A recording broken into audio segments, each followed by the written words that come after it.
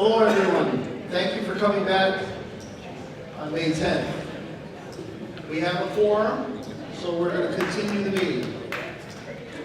The first order of business is, I'm not going to introduce the head tables. Everybody knows who everybody is. But we are going to say the Pledge of Allegiance, and then Joyce Trumbull would like to say a few words. So if everyone would please stand.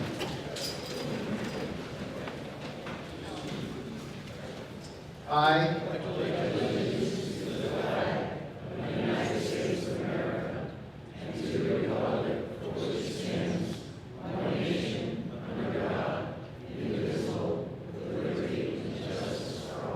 Thank you very much. Joyce Trumbull. Just a little thank you to everybody that did come out last week. We appreciate the large crowd that we have, but more appreciative are we of tonight to have a quorum here and to finish this town meeting. So thank you very much for coming out. Thank you to the Mothers Club, but we also have in their place tonight, we have the Girl Scouts that are working towards their Gold Star. There's 3 out of 5.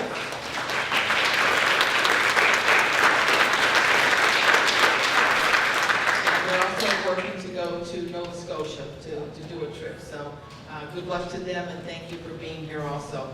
Thank you to Jessica. Thank you very much, and your registrars for quite the scene last week. Hopefully it'll be better for them, but just want to say it was not their, in their purview. It was, basically the call of the moderator, but it just got out of control a little bit, so it wasn't on the town clerk's or the registrar's fault on how things ended, but it turned out okay. We're okay, so thank you. And let's proceed. Thank you. Okay, so we're going to continue the meeting with Article number 11. The motion for Article 11 reads, move that the town charge for each written demand issued by the collector a fee of $30 to be added and collected as part of the tax, as authorized by Mass General Law, Chapter 60, Section 15, effective as of July 1st, 2018. Do I have a motion? Do I have a second? Motion's been moved and seconded, and Selectman Stanley is going to speak to this article.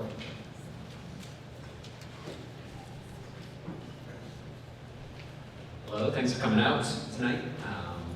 So this one is just raising the demand fees from $15 to $30. It was flagged as a possible $30,000 in extra revenue that would go to the general fund. The only other thing I could say about it, other than those things, our thinking was that $30 seems a fee similar to if you bounce a check or overdraft your checking account, don't pay your credit card on time. It's right in that range. And John, who is not here tonight, was the one select board member that voted against it. And he just thought the increase was an undue burden on seniors and others who have trouble paying their bills, I believe was his sentiment. So that's about it. I don't know if you guys have any questions.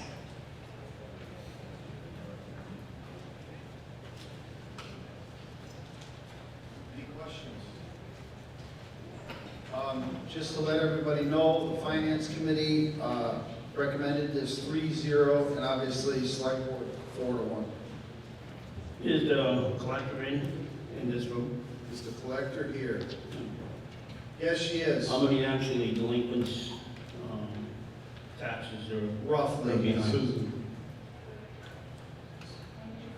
I think he's looking for a number, Susan. Do you have a rough idea what that would have, how many in a year? She's right behind me. Yeah. I just issued roughly 694 excise delinquencies. The water and sewer won't be demanded until after fourth quarter is done, and the real estate won't be demanded until June 15th. So typically I have a couple of hundred on real estate, maybe 300 or 400 on water and sewer, but the bulk of them are on excise. I'm not. Are these delinquents because they can't afford it, or they just forget? Probably both. We don't know. It varies. People will come in and say, oh man, I just need this stack. And then I have people who come in and will say to me, particularly on excise, okay, I'm gonna pay this one and this one because we need our cars, but this trailer I don't need to pay, Right. so.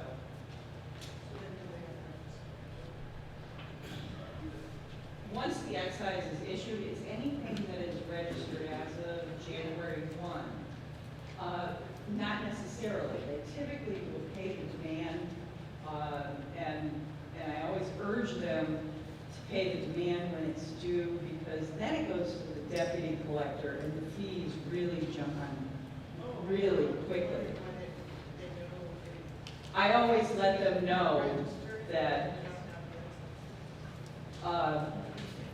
once the excise is issued, yes, I always let people Ma'am, know please. exactly how that works. Oh, and I'm sorry, she was asking if you cancel a registration, do they know that then there's no excise issue? And I always advise people of that. Thank you. Yeah, the sheriff comes afterwards. Oh, sorry. If you have a question, please come to the microphone so everybody else can hear it. Any other questions regarding the demand article? Hearing none. All in favor signify with your green card, please. Thank you. Opposed?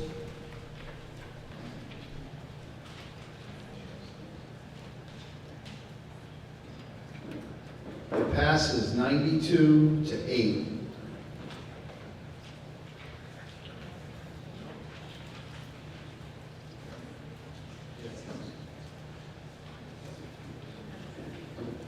Moving on, Article 12. Article 12. Motion reads, move the town amend the vote taken on Article 14 at the annual town meeting held on May 4th, 2017 to accept the provisions of Mass General Law, Chapter 64N, Section 3, to impose a local sales tax upon the sale or transfer of marijuana or marijuana products by a marijuana retailer operating within the town to anyone other than a marijuana establishment at the increased rate of 3% of the total sales price received by the marijuana retailer as a consideration for the sale of marijuana or marijuana products. Do I have a motion? Second? Motion's been moved and seconded. Once again, Selectman Stanley. This is pretty simple, I could read all this, but it's basically the state allowed us to increase the tax to 3% from the 2% maximum. So, just want to raise that tax in town. I think the big thing here is that there is a moratorium in Hadley until November 30th of 2018 on any retail sales, and the planning board zoning bylaw is in October regarding the issue. Any questions?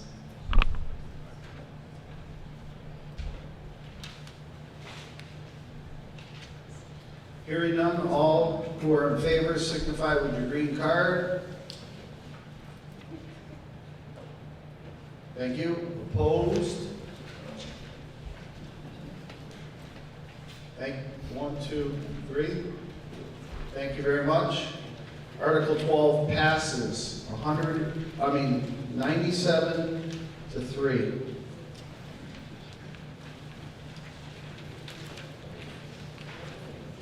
And I'll take a quick opportunity. State Rep John Sybeck has just walked in the building. And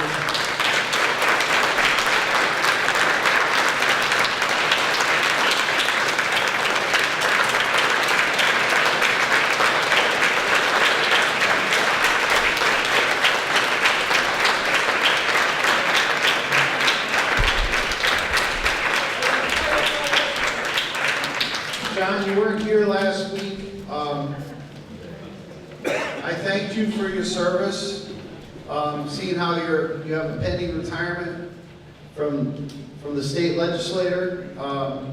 And obviously, the people here tonight have given you a round of applause. You've done great things for this region and for this town, so we just wanted to say thank you. Thank you very much.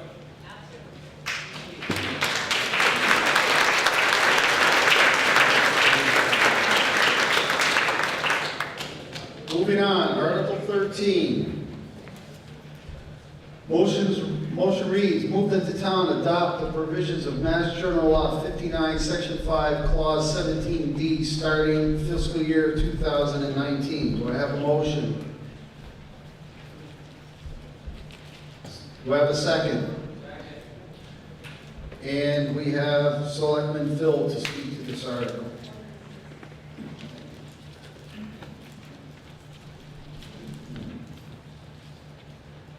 All right, so this item is to provide a $175 real estate exemption for seniors 70 years and older, or a widow or widower who has less than $40,000 in assets, not including their home. A couple of things to note. As far as the seniors go, they would have to have 5 years of ownership of their home in order to qualify for the exemption. There is no minimum time as far as owning a house for widows or widowers. They would have to requalify on a yearly basis, just to make sure they didn't win the lottery in the past year, something along those lines. And documents such as federal tax returns and other items may be requested in order to prove income and assets. The estimate is about $10,000 a year in impact to our budget, and that's already been taken into account in our budget planning. So we've already kind of assumed that it would pass just to make sure that we were safe budget-wise. So, any questions for me? Shel Horowitz, 16 Barstow Lane. You know, when I read this article, I have no clue what it's about, and I'm just wondering if the articles could be drafted in a way that, I mean, I totally trust, David, what you just told us, but, you know, you could have said it's to put more green cheese on the moon, and we would have absolutely no way of verifying it. All we know is it's to adapt some law. It would be helpful if it says to adapt MGL 59, Section 517D to allow senior abatements or something like that. And also to remind people that town meeting requirements, you're supposed to state your name and address. Any other questions?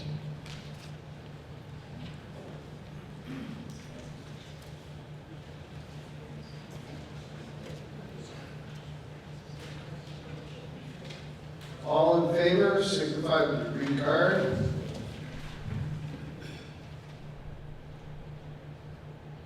Thank you. Any opposed? Article 13 passes unanimously.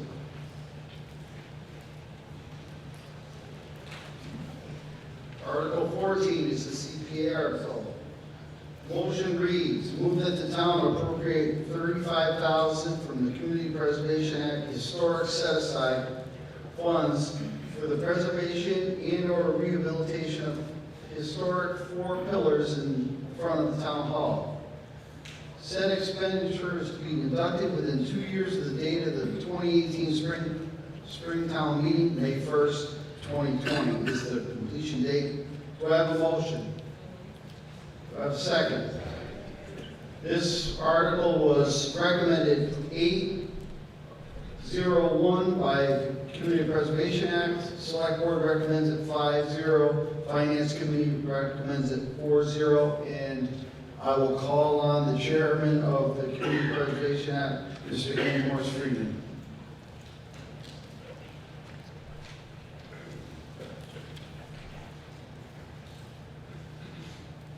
Thank you, Mr. Moderator. 45 Roosevelt Street. In Hadley, we have 2 CPA warrant articles for you tonight. One for Town Hall and one for the North Hadley Church. The CPA has approximately $1.7 million in its account. I say approximately because there's been several projects voted on in town meeting but never completed, and the money was never spent. So we're in the process of gathering that money back in. And I'll turn it over to people who to present each of the articles. Thank you. Does anybody want to present the 4 pillars at Town Hall? Tim? Tim, you must have a comment about the pillars. Tim Nyhart, 16 Kosher Drive, Building Commissioner here in Denver. I'm the one that brought this forward to the CPA committee on behalf of the Municipal Building Committee. We can't unfortunately use CPA money to paint the entire town hall at this time due to regulations and restrictions, but there are 4 pillars, there are requirements to strip them down, fix the wood that's needed and repaint them, and hopefully it'll make it a little bit better, and maybe we'll get some more money later on and make the rest of the building. Thank you. Thank you, Tim. Thank you to the Municipal Building Committee. Any other questions? Name and address. John Chomsky, 470 Drive. You got it? Perfect. That was for Mr. Horowitz. I know your address. I'll pass. On this CPA, what is the percentage that the state kicks in and the town kicks in? What is the current rate, David? Or Andy would know that too. Every year, the percentage is different based on the money raised by the state. Last year, we had a 41% match for $360,000 in total. I forget the exact state and town amount, but we got a 41% match. That's 41% from the state. Someone told me it's in the 20% range, and the restrictions are all set by the state. We pay 3% of our taxes go to this. Correct. There's a 3% surcharge on your property taxes after your first $100,000. Right. But who sets the guidelines, what and how you have to spend this money? Does the town have any say in it? There are state guidelines, mostly saying what the money cannot be spent on. Each town has a lot of latitude in how they want to spend this money. In Hadley, we prefer to do things by the book and follow the guidelines as closely as possible. Yeah, I just feel that if the town's putting this money in the state that is actually in the 20% range, then why should they dictate what we need and how we need to spend this money?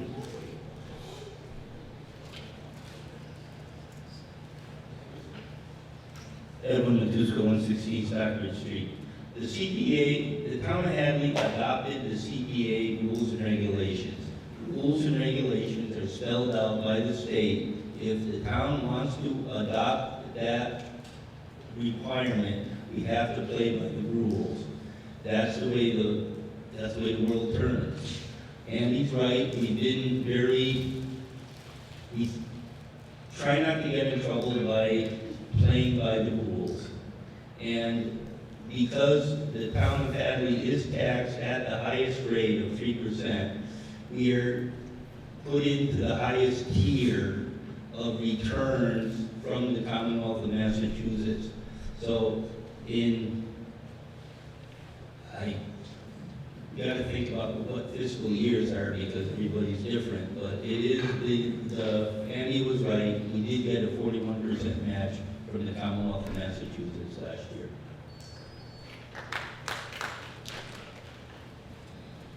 Shell Horowitz, 16 Barstow Lane. I will just remind people that every single dollar the CPA has ever spent, and I am not now nor have ever been a member of the CPA committee, has been approved by this body, by town meeting. In other words, the town initiates what we want to spend this money on, the town votes for it, and then the town implements it.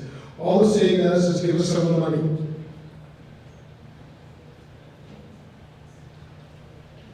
Anyone else? Hearing that, all in favor, please signify with your green card. Thank you. Opposed?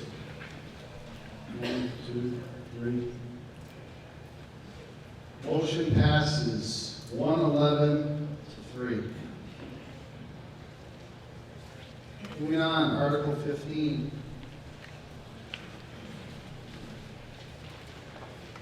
Once again, another CPA article. I'll read the motion.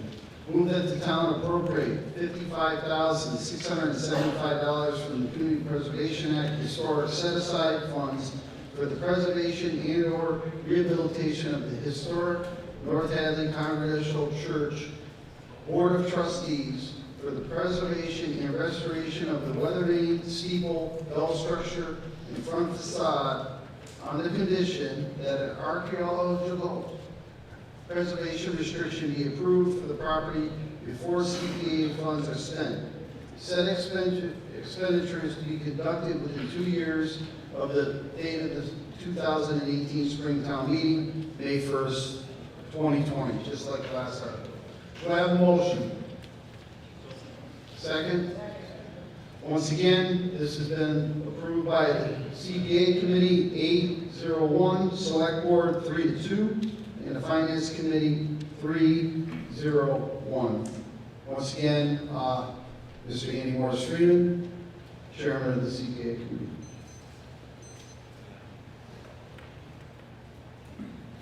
Is there someone from the church who would like to present there, since the money is going to the board of directors to work on the church?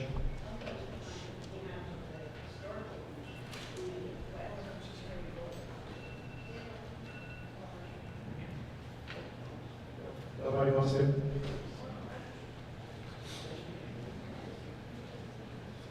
Marjorie Townsend, 18 Montgomery Road.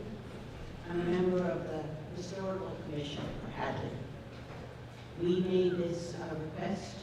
It went to the CPA, and I wanted to thank the CPA committee because they worked very hard to get all the I's dotted. They were very, very careful and thoughtful in all of the requests that went with this request.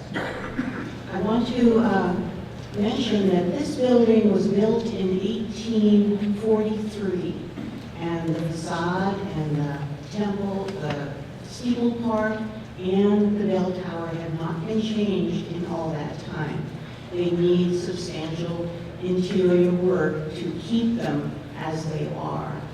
So to preserve that, that's what the request is for. I also want to remind anyone else that doesn't know, to us it's River Drive, but to everybody else in the world, it's the only national scenic highway in Massachusetts, and it goes right through our town from top to bottom, and right by the front of this building, which has been a favorite of photographers and painters and everybody else for many, many years. So I think just for thinking about what we value in our town, what we want to support, and what we want to preserve as a character, this is the historic village of North Hadley. I would suggest that we support this. Thank you, Marjorie. Anyone else? Go ahead. Okay, this proposal, this warrant article is actually on the cutting edge of law in Massachusetts. The Supreme Judicial Court actually did a ruling that applies to this warrant article in between the time the warrant article was submitted and tonight. One of the many things that they ruled was that it is illegal to put an architectural restriction on an active house of worship because that's government infringement in the free exercise of religion. That puts us in a slight catch-22 situation because CPA money can only be used on buildings that have such a restriction. So we are stuck between having to choose between the law of the Supreme Judicial Court on one hand and the law of the CPA rules on the other. I tried to call a CPA meeting so we could discuss this, and no one was available because everyone's on multiple committees. So I don't know what to do. I think the best thing would be to amend the warrant article to take the restriction out. So I'm making a motion that we amend the warrant article, taking out the section that says,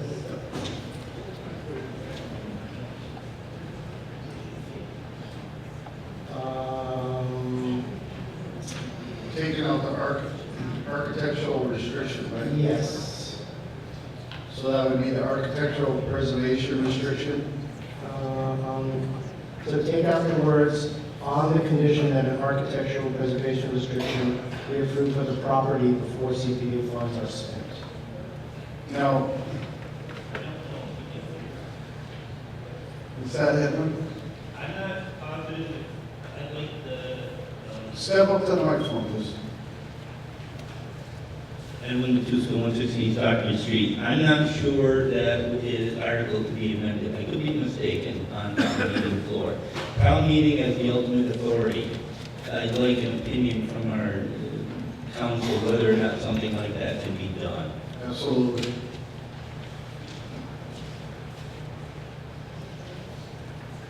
Through you, Mr. Moderator.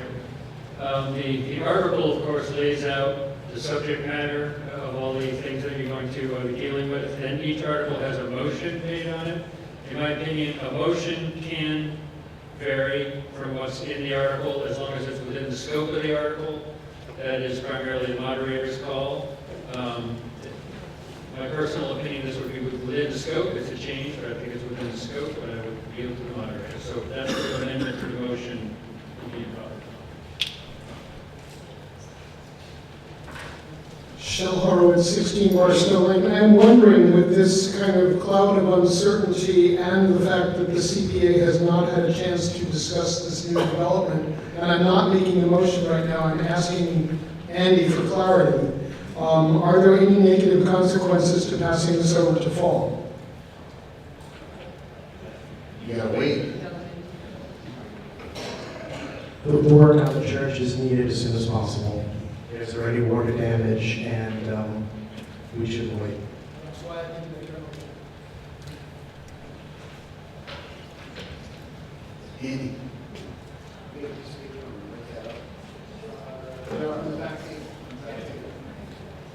Sir. Robert Greenspan, 6 Millside Road. I'm going to a few of these meetings. Do we generally give money to buildings that the city, the town doesn't own? I mean, That's a good question. We have in the past used CPA funds on non-town owned buildings. It has been done. is there some guidelines? I mean, if I own a historical building, you give me money, or you give to some and you don't give to others? Well, I mean, usually, projects are presented to, and members of the CPA can correct me if I'm wrong. A lot of projects can be submitted for CPA funds, and then it's up to the committee. The committee makes a decision that if it, number one, fits into CPA guidelines, and then number two, if they think it's a worthwhile project for the town meeting to vote on. I mean, we don't, I think we've only done it, what, 2 or 3 times? Second time? First Congregational Church. Now, didn't we use it on the Port Phillips house too? What's that? All right, that failed. So it's only been done once or twice, but So we're basically giving town money to this church. yes. There's a division between the church and city. I mean, we're saying, here's, instead of the church paying for it, they own the building. Right. We're not giving up, we decide that we'll give money to a church, or Yeah. give to all churches, or just a specific church. Just this specific one in this case. But I do understand your point. Yeah. It's a little odd. Oh, yeah, let's give a bunch of money to this church. right. A lot of buildings have problems, but we'll decide. I don't know, it just seems like it's really skirting that area between church and state, and we get to choose which synagogue we not do it. Right.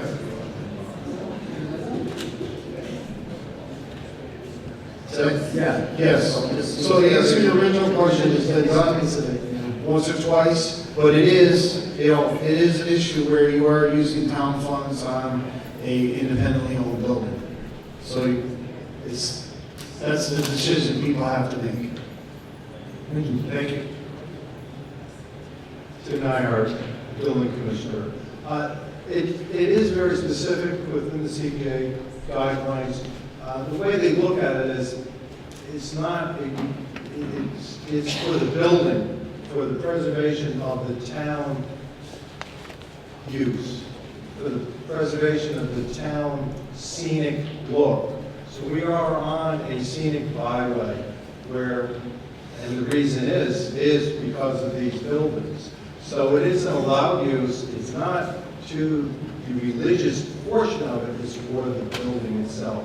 We've done this before. There was a lot of discussion last time with the First Congregational Church, but it is to the building for our own town use. So I encourage it to be passed tonight. They really need this. I don't think that they can really wait another year. It's going to jeopardize the entire structure. The steeple is in very poor shape due to some winds recently. So I think that certainly with this preservation, I knew about it too, I would encourage everybody to pass it as is with the architectural preservation taken out. We can always add it later if need be, but this has just occurred through that court decision. Thank you.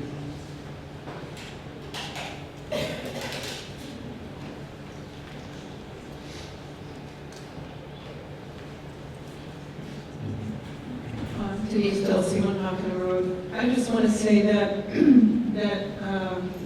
the First Congregational Church is a historic building. It's very old, and it is in the center of town. I mean, when people come to Hadley, they can't help but get this atmosphere.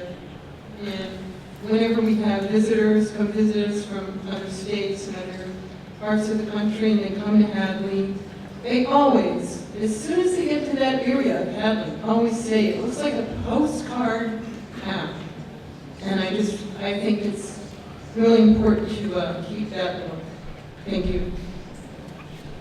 All right, so I have the written amendment in front of me, and I am going to read it as it's written. So the new motion with the amendment is to see if the town will vote to transfer $55,675 from the Community Preservation Act Historic Preservation Set-Aside to the North Hadley Congregational Church Board of Trustees for the preservation and restoration of the weather vane, steeple, bell structure, and front facade located at 243 River Drive, Hadley, Mass. Said expenditure is to be conducted within 2 years of the date of the 2018 Springtown meeting, May 3rd, 2020, and to take any action thereto. So that's the amended article.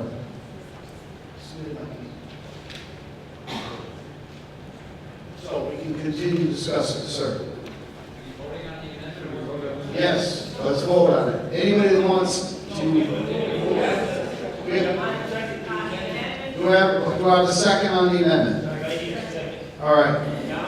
Now we can discuss it, sir. Good evening. Stuart Beckley, moderator for the North Hadley Congregational Church. Not a resident or voter, so ask permission to speak. Go ahead. Do I have a second? All in favor of allowing him to speak? There you go. Thank you, sir. Briefly, first, thank you very much to the CPA and the town for supporting this, and also to Andy and the CPA for doing the research for a pretty complicated issue regarding church and state and the new SJC ruling. With regard to the amendment, if it helps and doesn't confuse, the church gladly offers the architectural preservation restriction, and we will provide that without the town requiring it, and hopefully that avoids any concern. With regard to the Acton case and the conflict between church and state that it discusses in the three-point test, the church is very aware of that and will only work on the structure to retain and preserve the steeple and the facade, We will stay away from any religious symbols, icons that you may see on the church. Find other ways to do that. There are actually not many on the church. And stick to the test set out by the judge at the SGC. So thank you very much for your consideration. Thank you. Hi, Melissa Aloisi, 107 Rock Hill Road. I'd like to thank the CPA committee for helping to bring this forward to restore another historic building. It's very disappointing to see the North Hadley Hall next to it, that it wasn't maintained. And when our children go through school in the Hadley system, they have to study at historic buildings. And these churches are one of the many historic buildings that our children learn the history of. And this is one of those buildings in Hadley. And so I would hope everyone votes to maintain it. Thank you. Thank you. Michelle Morris Street, 45 Roosevelt Street. I wanted to respond to a few points made by an earlier speaker. One is the CPA committee is not capricious. They act upon petitions by people in town. There is a lot of money in the CPA account. We welcome any input or petitions if you have one for restoration or for other projects that fit under their auspices. I had another point too about churches. We've done this very rarely. It is for the structure. Small congregations, relatively speaking, in a small town, do not necessarily have the means to do this on their own. And if we lose the steeple and lose the character of that church, it does affect North Hadley Village. Thank you. Thank you. I'm Adrian Vegas, 174 Bay Road. The previous commenter answered some of my questions, but I'd like to hear a little bit more about the accountability mechanisms, given the earlier things raised about the church's state issues and the fact that the town doesn't own the church. You know, I'm sure that there is a structure in place that means we're not just giving this to the church and they can turn around and do whatever they want with it. So I'm interested to hear a little bit about how we make sure that the money does what it's supposed to over time. If anyone can, then let me know. We don't release the CPA money unless the work done is exactly as passed by town. Thank you, that answers my question. Okay. Any other questions? Hearing none, all in favor of the amended motion, and I'll read it again, to see if the town will vote to transfer $55,600. Amended.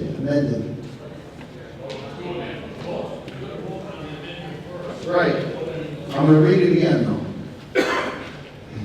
$55,675 from the Community Preservation Act Historic Preservation set aside to the North Hadley Congregational Church Board of Trustees for the preservation and restoration of the weather vane, steeple, bell structure, and front facade located at 243 River Drive, Hadley, Mass.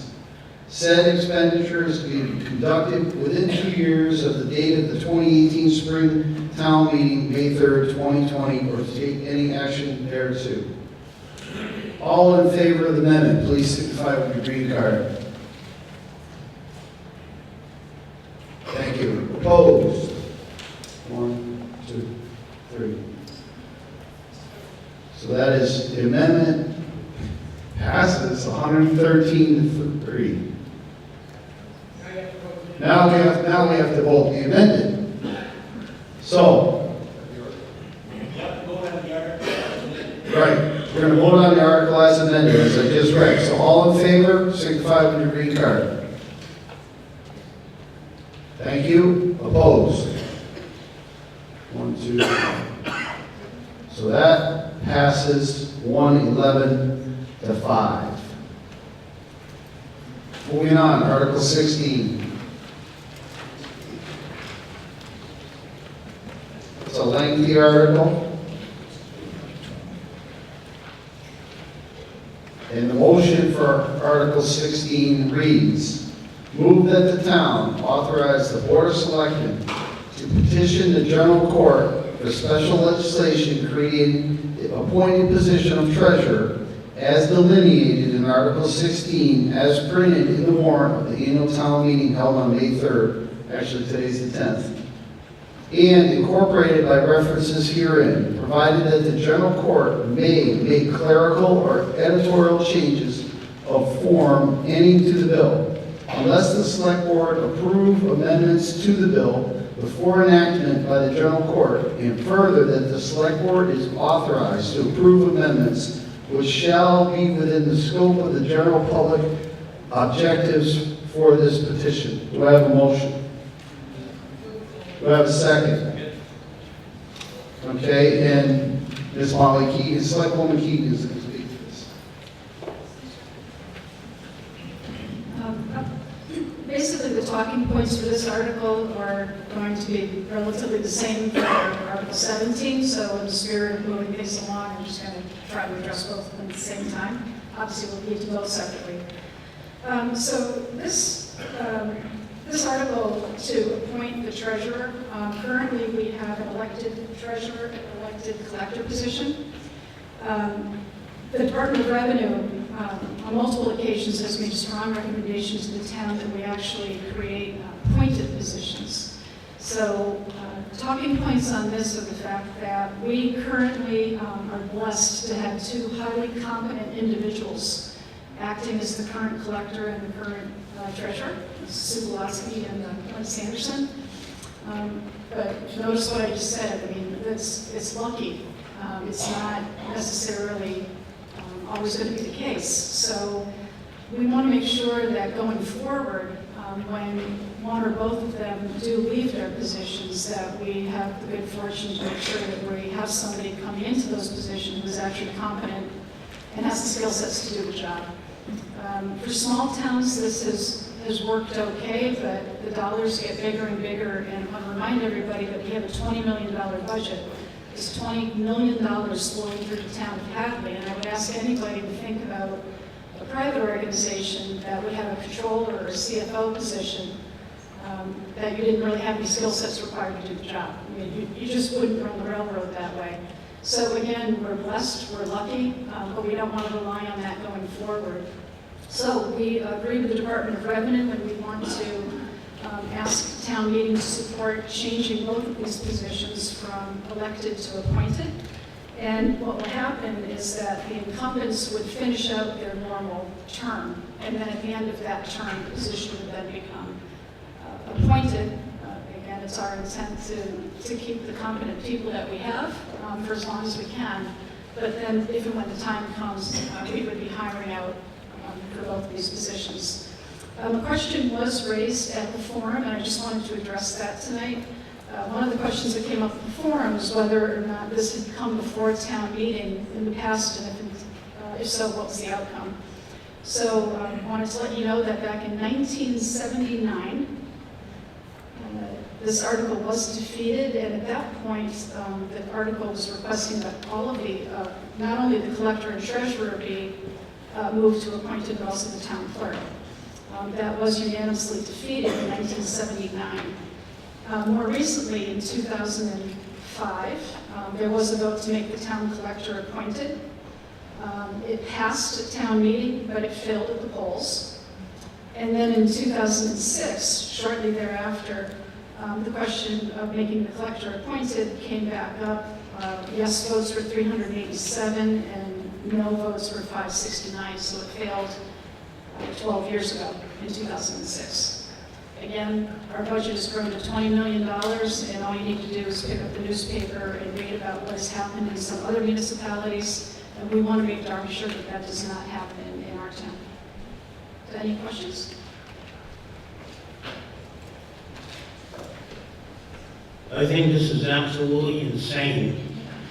Next step is somebody's going to be appointing a selectman. We got 3,500 registered voters. Are they stupid and ignorant? They don't know how to read, right? So you're saying this. 3 of you people sitting on that board will make a decision for the 3,500 people.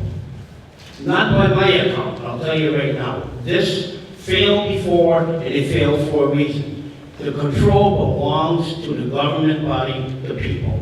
you don't need to take that away. Again, these are highly skilled positions. Just want to remind everybody of that. Andy Morris Driven, 45 Roosevelt Street. Will there have to be a townwide vote for these two proposals? Yeah. I don't think so in this case, right? Is that why they're asking for a special dispensation? Will there be any role for town meeting in this process?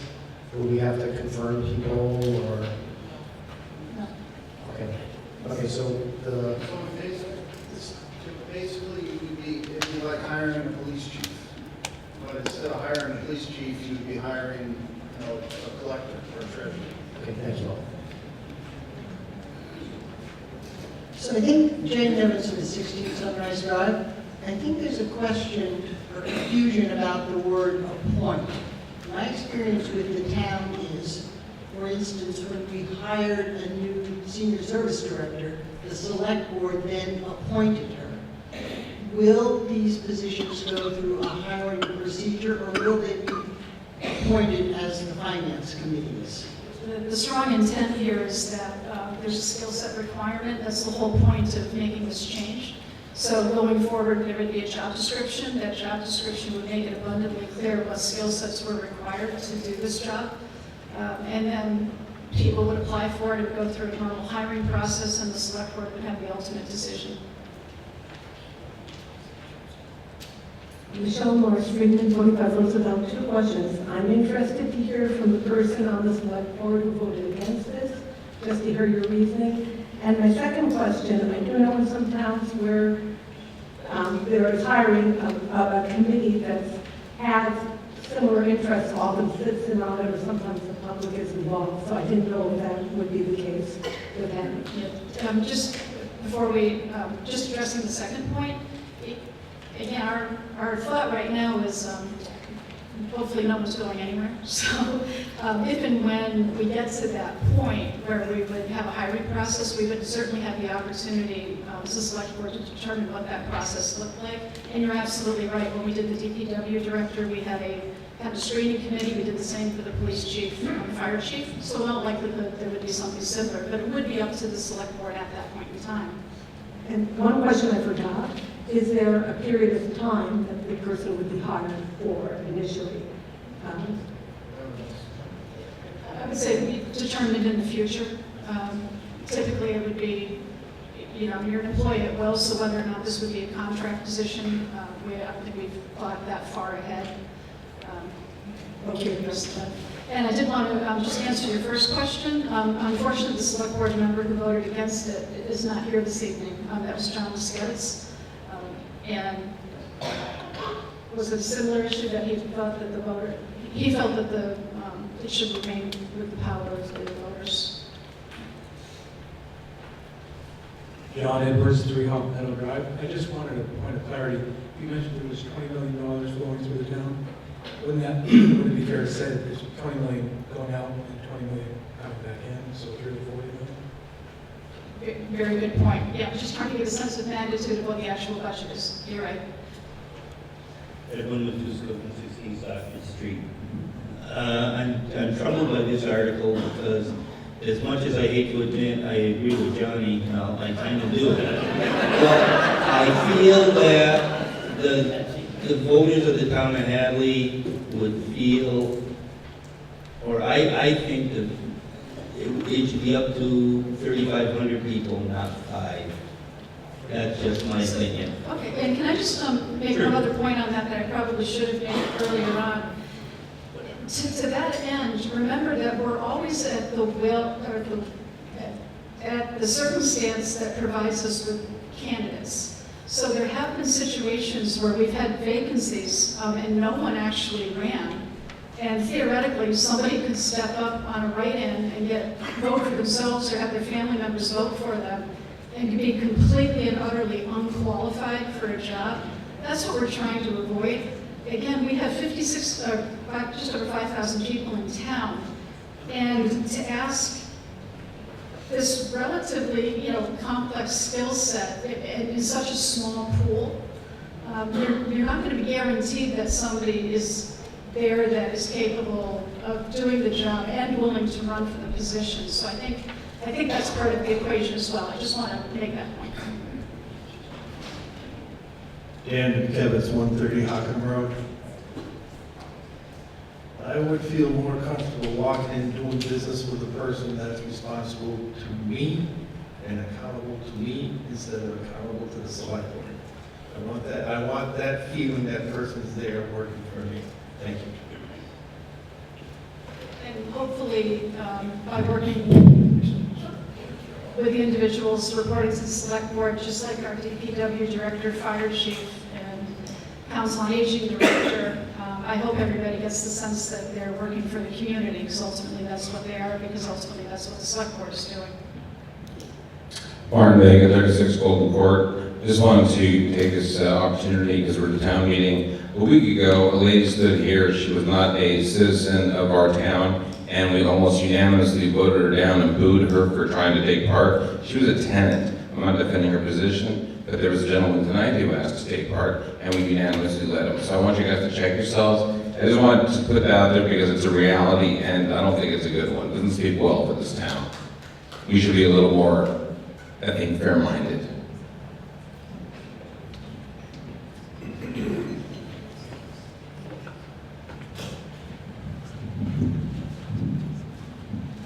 Any other questions regarding?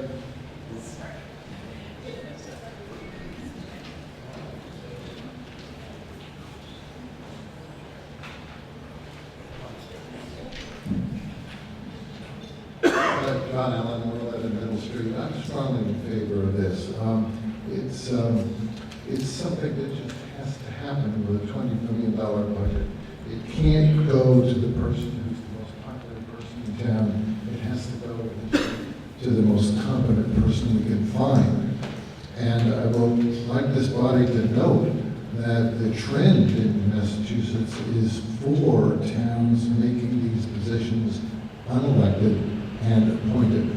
And all you need to do to realize why it's important is to look at our neighbor Hatfield, who's had all kinds of financial problems, and recently went, I believe, to make these positions appointed. Another point to remember is that if we ever go to a town manager, it's unlikely we'll ever be able to attract a really good town manager if these positions are elected, because the town manager wouldn't have any control over them whatsoever. And if they have no control over them, a lot of the good ones won't take the responsibility for doing what they need to do for the town. Thank you very much, Mr. Moderator. Thank you.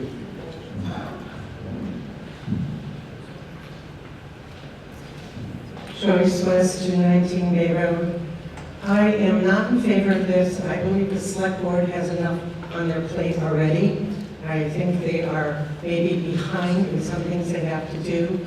I think right now, I've lived in this town for 51 years, and we've got elected people there. They have served us well. I know what you people are talking about, but we're making too many changes too fast, and I think we should stay as we are and think this through. Thank you.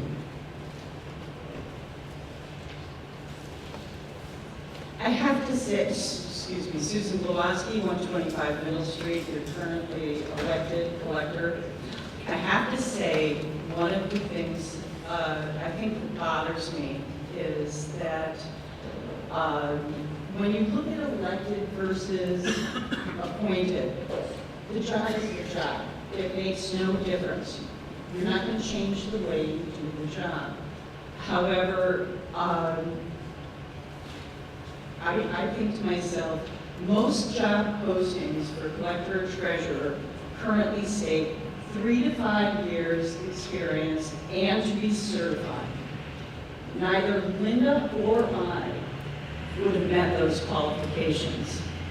So I just want to point that out, and it has nothing to do with competency. And I don't think it has anything to do with luck, Molly. I think we're very fortunate to have very well-educated people in this town who have a good business acumen, who are willing to do this position. Just my opinion. Dina Friedman, 16 Barstow Lane. I'm wondering if the article could be resubmitted in the fall with a very clear description of what the hiring process is, and a way that the hiring process would be shown to be very inclusive of residents of the town, because that's where I think the controversy is just the sense of people not having a say. And I think there are many ways we can look at people having a say that address both your concerns and the concerns of people here who are worried about losing that say. So that's just a thought. Thank you. Michelle Morris Friedman, I was about to make the exact same suggestion.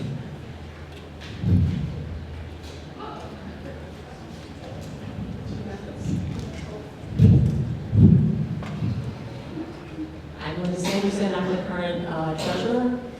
I live at 388 River Drive. I have a few points I wanted to make.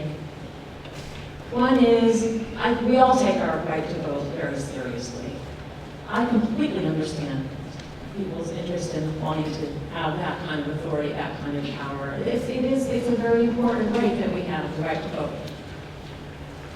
When I was first running, I was asked how I felt about this, and I think that one thing that I felt at that time was, well, if there's no need to make that change, why make that change? Everything's working just fine. If it's working fine, don't change it. If it ain't broke, don't fix it. Since then, we have seen what's happened in some other towns, and I would like to point out that it does not take very long for things to go wrong. I was speaking to the banker this morning, and this banker said that the town can go from running smoothly to being in deep trouble in less than 9 months. If the taxes aren't being collected, right, of course they are now. If the money is not being handled properly.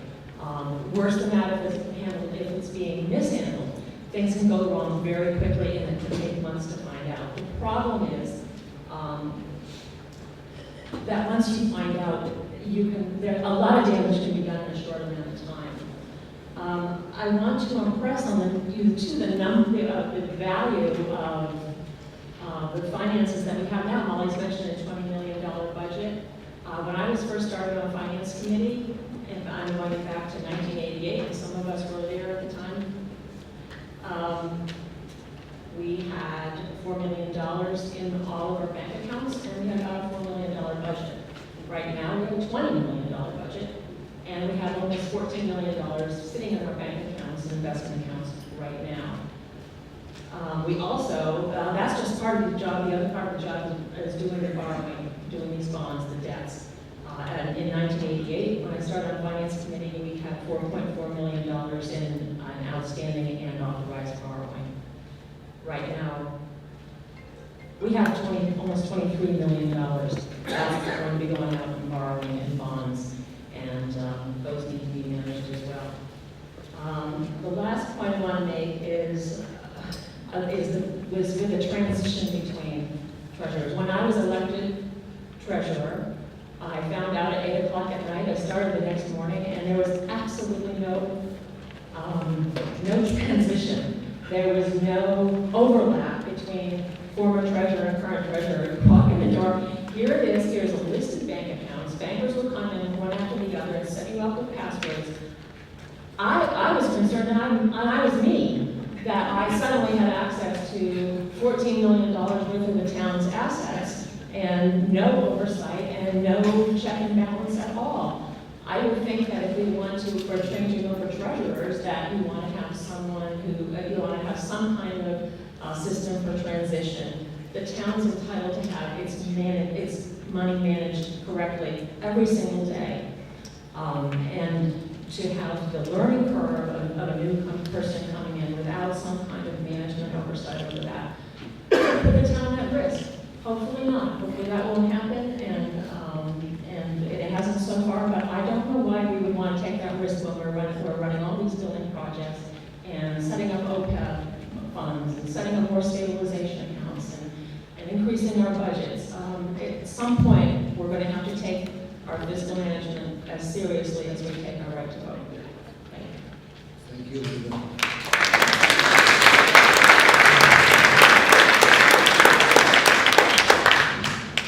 Horowitz, 16 Barstow Lane. First, I want to, we did not talk about this before, but the other resident of 16 Barstow Lane, Nina Friedman, made an excellent proposal to bring this back with some specificity about the hiring process. I would definitely support that. Again, as I spoke earlier about the article that we had no clue what it meant, the more specificity in drawing up the warrant articles, the better we're all served. And the second point is I see both a carrot and a stick reason to do this. One, the stick is the disaster across the river in Hatfield. We do not want that for our town. And the carrot is the quality of the professionals that have been hired through this select board vetting process. And particularly, I've had the pleasure of dealing with Police Chief Mason on a couple of different issues. And I am totally blown away by his professionalism, his commitment to represent all constituencies in the town with a well-policed, well-managed force. If that is an example of what we get through this kind of process, I'm for it.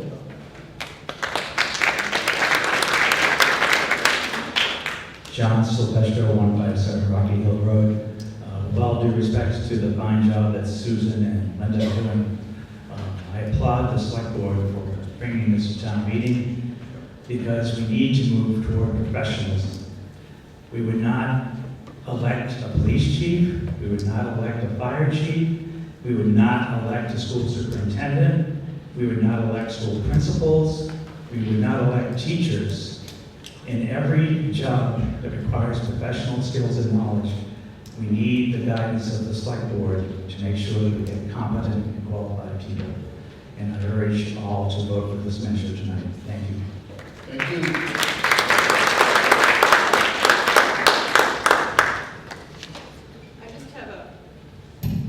I just have a concern and a question, if something were to happen with our current town treasurer, heaven forbid. The expediency of hiring a new town treasurer, would it be more expedient for this proposal that you're making for the select board to hire someone, or would the town meeting be more efficient and expedient? In all likelihood, when we have a vacancy, it's like of an emergency nature, there are resources out there that towns can tap into. So we might reach out to a management company, for example, to bring somebody in quickly and fill the gap to make sure, to Linda's point, or the collector's position, to basically keep things running. There are a pool of candidates, just as you would for an interim school principal or an interim superintendent. So that would be something that the select board could pull the trigger on fairly quickly. And I'm not, right now, David, if something happens to an elected position right now and it's immediately vacant,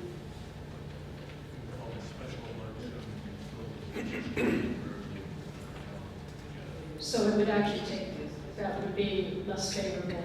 Could you repeat David's comment, Mike? You'd have to have a special election. So should there be a vacancy in an elected position, you fill that position with whatever talent you have available, either from another town or within your ranks, and the select board would call a special election, which would take 35 days to unfold.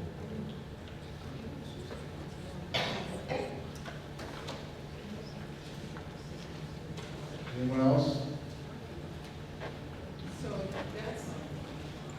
So it would take 35 days for an elected position, and if it was an appointed position, how many days would it take? It could take less, could take more, it depends on, they would have to go through the hiring process, which would probably be, you set up a hiring committee, the interview, and then it would go to the select board and it would be considered. So during the search for the best qualified individual, you can have somebody filling in the duties on an interim basis, either a private vendor or borrowing somebody from another town or promoting it from a temporary basis from within.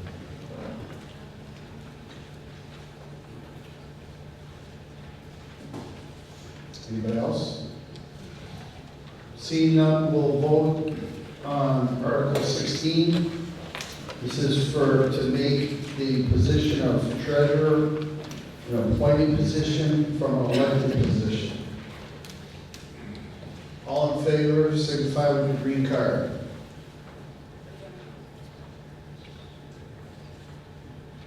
Thank you. Anyone opposed, signify with the green card.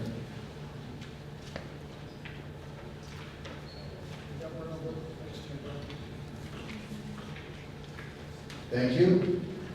Article 16 passes 110 to 15. Moving on to Article 17. It's a very similar discussion. It's for the position of collector. I'll read the motion. Motion reads, move that the town authorize the select board to petition the general court for special legislation creating the appointed position of collector as delineated in Article 17 as printed in the warrant of the annual town meeting held on May 10th, and incorporated by references herein, provided that the general court may make clerical or editorial changes of form only to the bill, unless the select board approves amendments to the bill before enactment by the general court, and further, that the select board is authorized to approve amendments which shall be within the scope of the general public objectives of this petition. Do I have a motion? Do I have a second? Been moved and seconded. It's a very similar discussion. Just remove the word treasurer and insert collector. We're here. So does anybody have any questions, concerns? Seeing none. All in favor of making the collector's position an appointed one, not an elected one, signify with the green card. Thank you. Anyone opposed?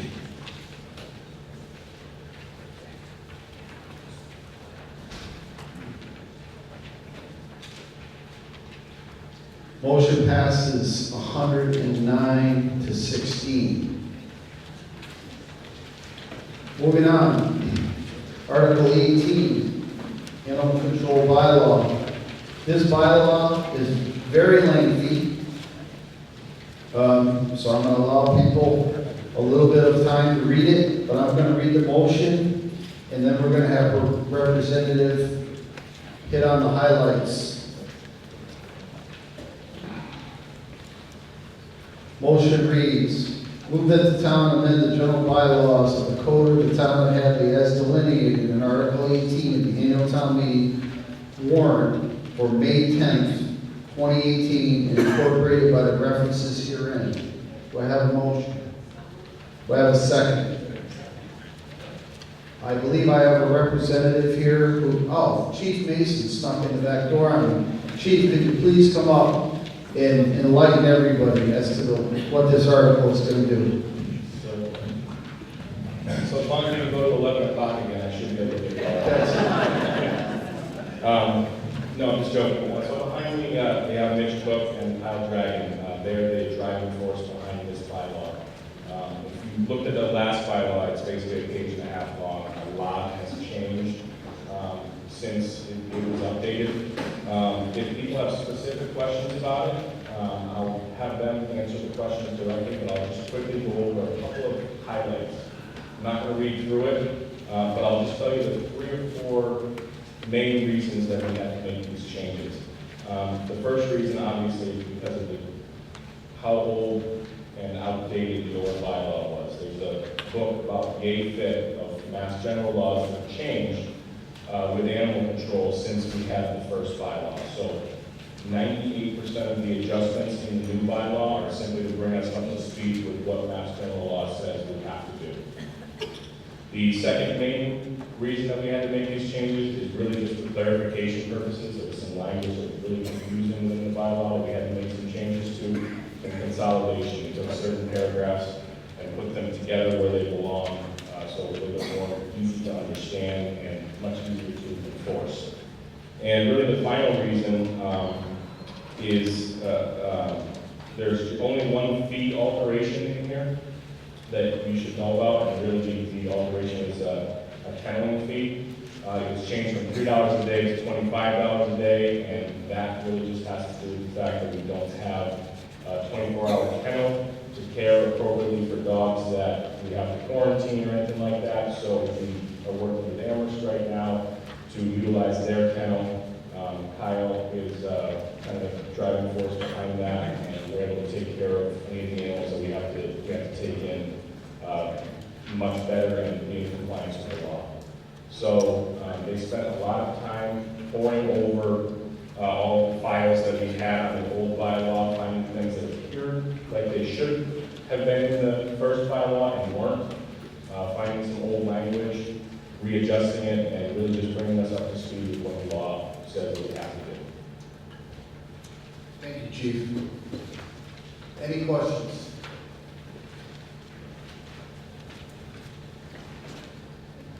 Edwin Fiscal, 116 Stafford Street, where we have a page and a half bylaw currently to deal with domestic animals, dogs. Now we're going to go to a 7-page bylaw. Is that progress? Is there such a problem with dogs?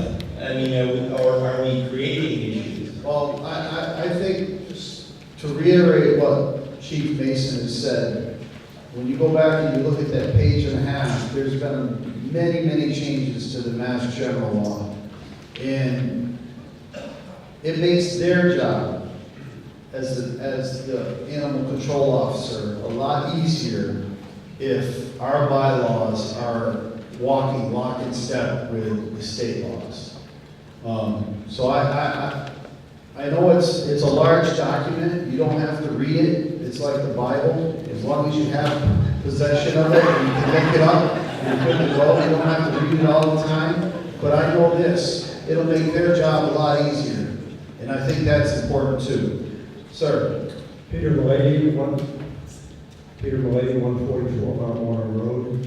I'd like to make their job a little bit easier, and I have read the whole law, every damn page of it, if you will. Number 2.1. No owner or keeper of any dog within the town shall allow such dog, whether licensed or unlicensed, to wander on private property without permission of the owner thereof, or on any public property within the town, including but not limited to public ways, school grounds, recreational areas, and cemeteries, unless the dog, and there's a verb missing here, is properly restrained. This is a blanket leash law. This covers every piece of property in Acton. Now, I'm fortunate. I have about 2,000 acres of land behind me, and I have permission of several of the property owners back there to let my dog run back there, which I do regularly. One of those dogs, by the way, I just learned is dying of cancer about 3 hours ago.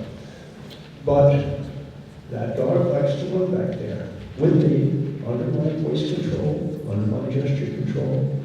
All of my dogs for 34 years have run back there.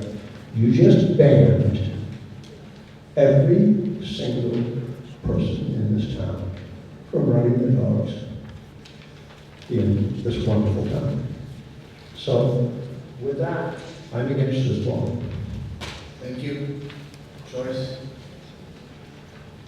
I'm sorry about your dog, sir, but there does have to be some type of animal control. A lot of people don't want dogs on their property, and you are able to on other people's property. They don't mind that you do it. So you're very fortunate that you have that many acres behind you that you're allowed to take your dogs there. That's very fortunate for you. One of the things I wanted to mention, which I didn't before, is that Jessica Spangenable, as the town clerk, issues the dog licenses. So it is her that you go to license your dog, and we certainly encourage you to do that. So another reason of the bylaw, and Kyle is in charge of the dog tags, and I think he can tell you more appropriately how many he has that people have not picked up yet. So I'll refer to Kyle to do that. So Kyle Dragon. So currently every year, people will mail in dog licenses to guests. They either indicate they'll pick them up or they will, and she'll keep them, or they just don't send an envelope for the staff to send them back. So she ends up with this stack of licenses. table right now, or one of those people. I have that box of licenses to make it a little bit easier for you, so you don't have to go see Jess to get them. Thank you. Anyone else? Andy Morris, Ruben 45 Roosevelt Street. Reading through this bylaw about dogs, it certainly gives one pause.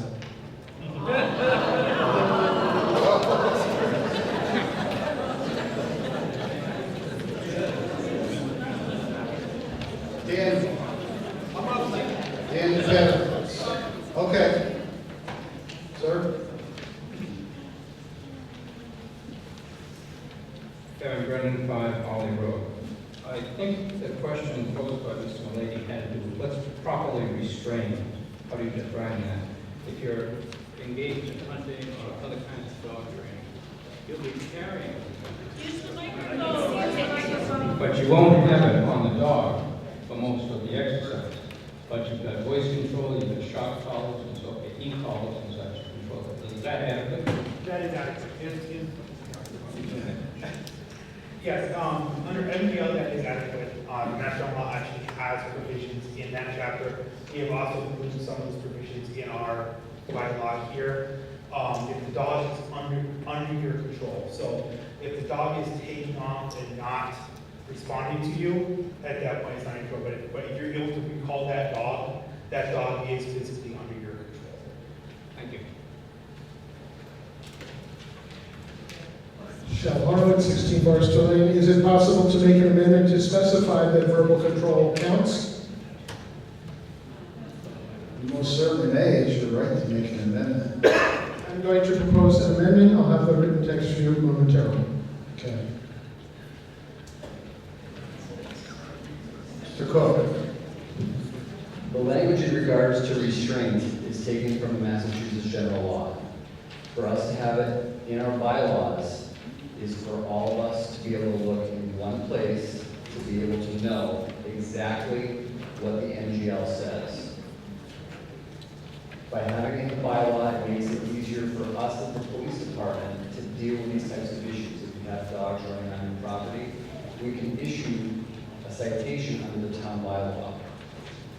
What that does is it gives the person that owns the dog ability to either pay a fine or appeal to court. If we go under the MGL, you have to be summoned into court. That's it.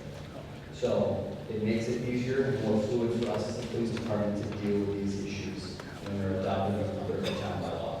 Thank you. All right. Town Attorney, Mr. Riley, would like to make a comment.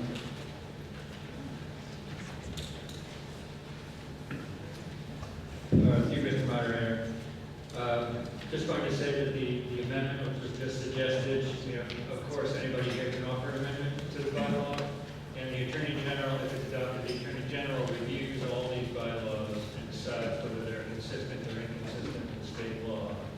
I don't know exactly what the Attorney General would say to that, but I think that the comment that was just made from the police department about giving them flexibility, I think there's a lot to be said about it.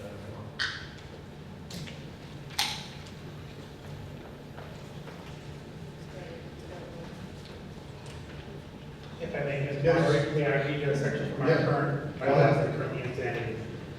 I'm going to read the section right now that we currently have in place for running at large. And it reads section 20, chapter 24, section 2.1 of our current bylaws. Reads, every owner and keeper of a domesticated animal shall ahead, because that's actually the wrong section, I apologize for that. Section B, paragraph 1, no person, owner, or keeping a dog within a town law shall allow such dog to roam at large upon land of another, except if it is on the premises of another person with his or her permission, nor shall they allow such dog to roam at large on any portion of public way or any public property, nor shall the owner or keeper restrain a dog on his or her property so as to permit said dog to extend into public or private property to create danger to the public safety. And those were adopted at the annual town meeting, May 3rd, 2012. Thank you.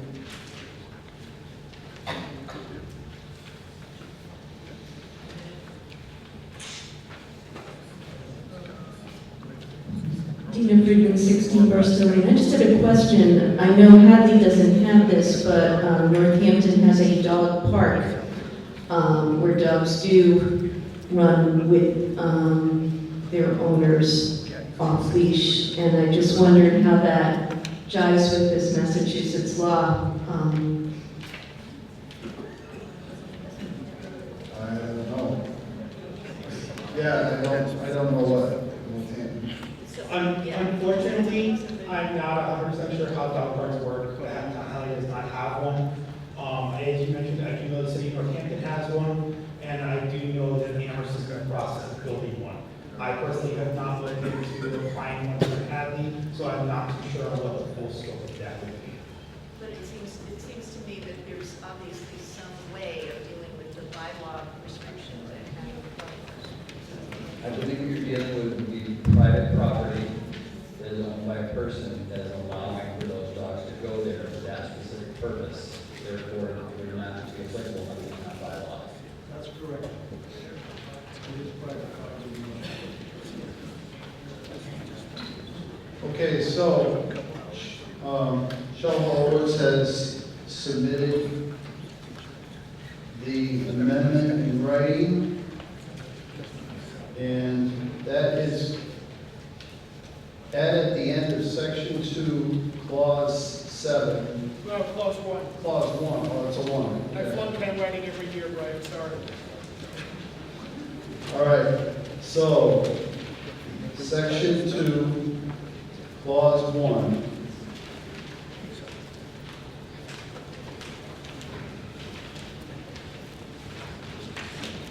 And we're going to add it at the end with a leash, voice control, or other effective method.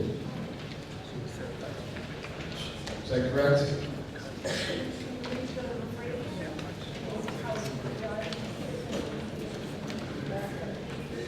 Let's see here. Go ahead, read it.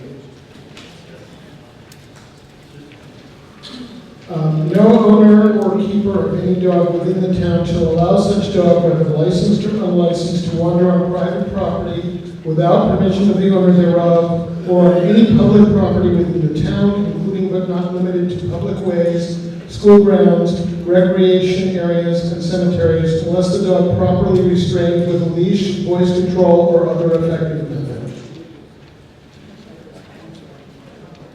Do I have a motion?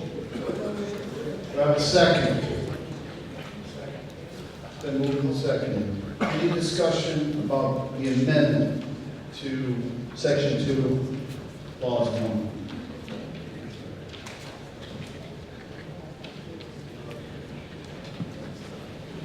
I guess I have a question about how you measure voice control, and not everyone is comfortable with dogs. And while you may have a dog off a leash in a public area, and you may feel you have voice control over them, someone else may feel uncomfortable with that dog being loose, and you saying, I have voice control. There's no definition of what voice control Voice control. looks like. Voice Well, I'm control. asking the person who Right. asked the question. But voice control would go back to our officers. And if they had a call from someone concerned that there's a dog that's out of control, and they show up on the scene, and you're the owner of the dog, and you call the dog, and the dog comes to you, that's voice control, right, Mitch? I And what mean, if the dog doesn't come and bites the person? well, then you have no voice control, and the dog, and the officers would take the according action. That's how that works. Correct? That is correct, and that is also where, in your case,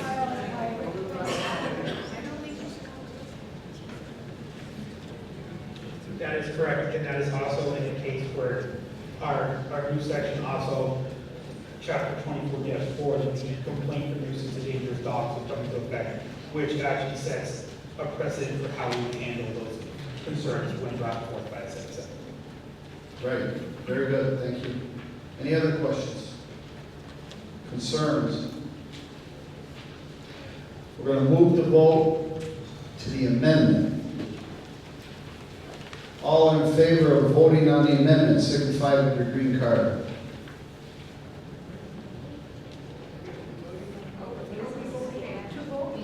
Yes, we're voting to vote.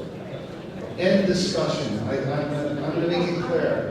Okay, thank you. All opposed to ending discussion?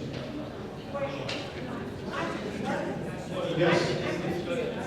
So, are we voting on the amendment? We have an amendment. When you have an amendment on town meeting floor, you have to move it, second it, discuss it. Right. Then you have to take a vote to basically end the discussion on the amendment. And then you take another vote to put it potentially into action. So the first vote that we're taking right now is to end the discussion on it. So all opposed to ending the discussion, please signify with your green card. There we go. 1, 2. All right, so that means 122 to 2. Now, now we are going to actually vote on the motion. So all in favor of the motion, signify with your green card. The amended motion, excuse me. The amendment is the new motion. The amendment. All in favor of the amendment?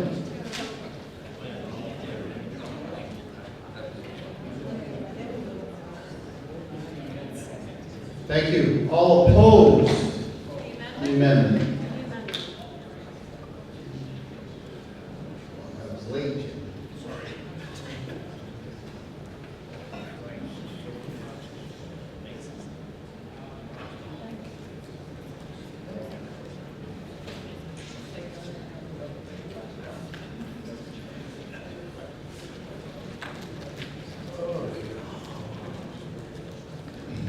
It passes 79 to 49.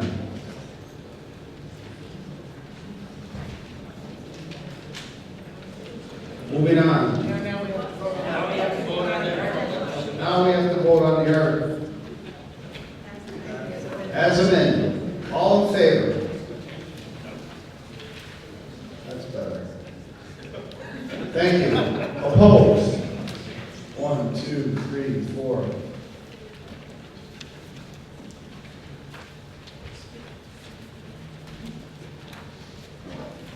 It passes 115 to 10. Moving on, number 19 is the Mosquito Control District.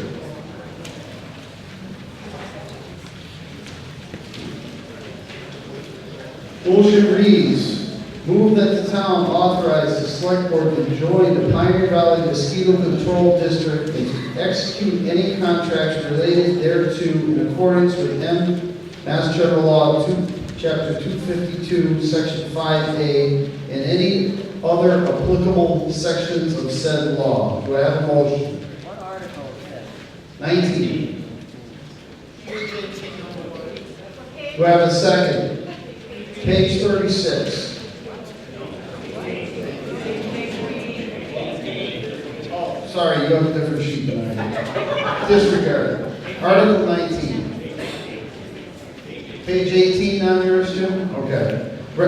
This is recommended by the Select Board 5-0. Motion. It's been moved and seconded. Questions, concerns? Could we have an explanation of why? Sure. Mr. David Nixon. Good evening. I'm sure we're all aware of the issues having to do with insect-borne diseases in the valley. CDC just came out with a report that such insect-borne diseases are spreading and we're seeing new ones. And I listened to an NPR report about how Lyme disease is now showing up in the states outside of New England where it never used to be. We don't know what kind of diseases we have to deal with here in the valley. Every year I have to make phone calls to recreational directors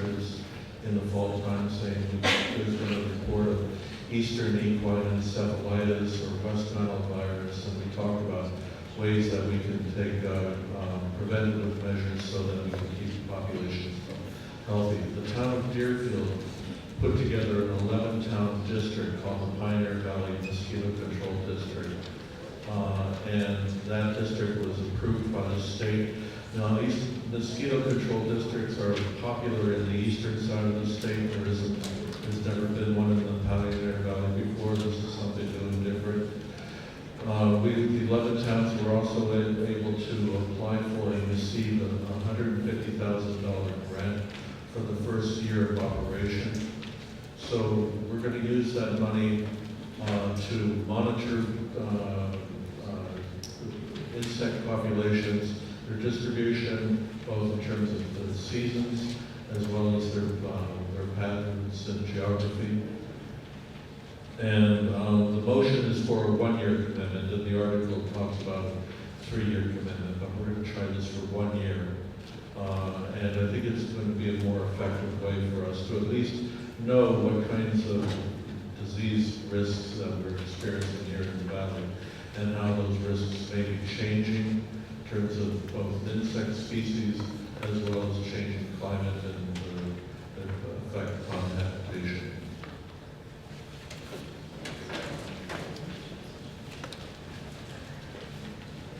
Does this fall under the jurisdiction of the Board of Health, mosquito control?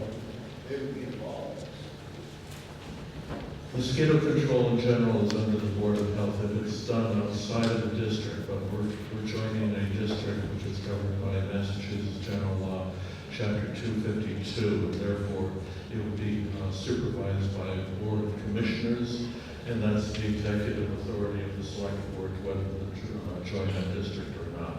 So in this case, it would be the Select Board. Is there any comment from the Board of Health?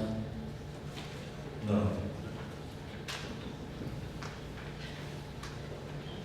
Andy Morris, 45 Roosevelt Street.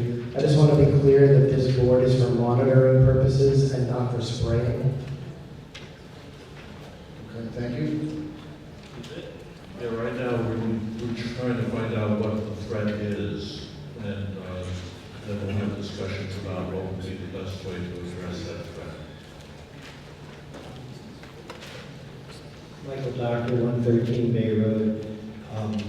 I was a little concerned by the right now part because I'm a farmer in the valley. I grow my crops organically. If aerial spraying takes place, I'm basically out of business. I can no longer sell my crops as organic.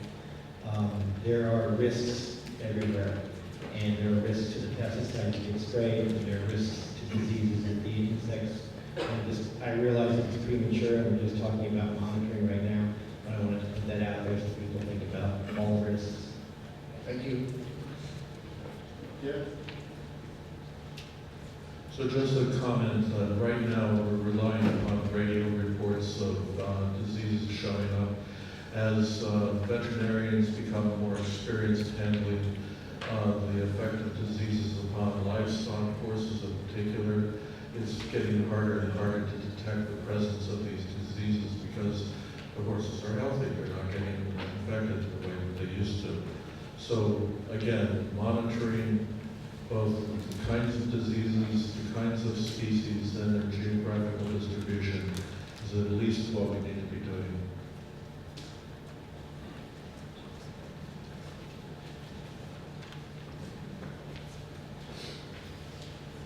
Peter Lady, 144 Mount Warren Road. Beg your indulgence for a moment. I grew up in a military family in very nasty parts of the world. There were 4 varieties of malaria. I had 3 of them. I've also had dengue, and I've experienced a couple of other insect-borne diseases. As late as last December, I had a 2-week bout, severe bout of malaria. So I applaud any monitoring we do in this. And as long as it is monitoring, I support it. Thank you.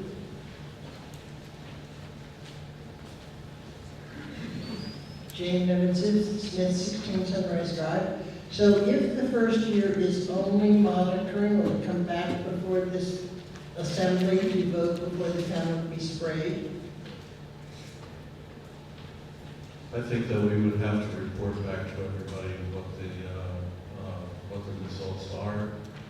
We certainly would want to get that kind of information out anyways.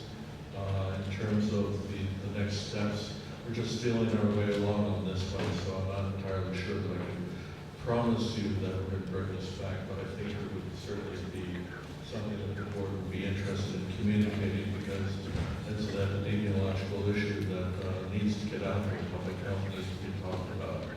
I agree with all of that, and I think most of the people in the audience would like to know what's around us. But I think there's a great deal of opposition to aerial spray.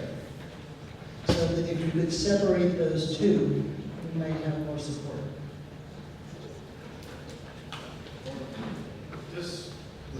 The motion and article that's currently before you has nothing to do with spraying. We're talking about monitoring, so that's what you're going to be voting on. Yeah, I would hate to have people voting on a motion for an article when you're potentially thinking about the next step or 2 steps down the road. I think the important thing here is the select board has brought this up because it becomes a major issue in the fall time. You got soccer leagues and they have time limits because of mosquitoes and things like that. And so I think the select board would do their due diligence and come back to this body with a plan, most likely dealing with the Board of Health at the same time, as to once you have the information, how would you go about corrective action. But we can't talk about spraying because spraying, this is a monitoring motion and article to monitor. There's nothing about spraying in this article. I'm sorry, Mr. Moderator, there's nothing about anything that this organization does in this article. All it says is that the town of Hadley will become a member of the Pioneer Valley Mosquito Control District, whose responsibilities are not spelled out in the article. We need some assurance in town. Michael talked about his organic farm. I prefer to eat. I actually am a customer of Michael's, and I buy his organic vegetables precisely to avoid the chemical contamination. I would like to see some assurance that we are authorizing monitoring and not spraying. And that is not in the article as it's written.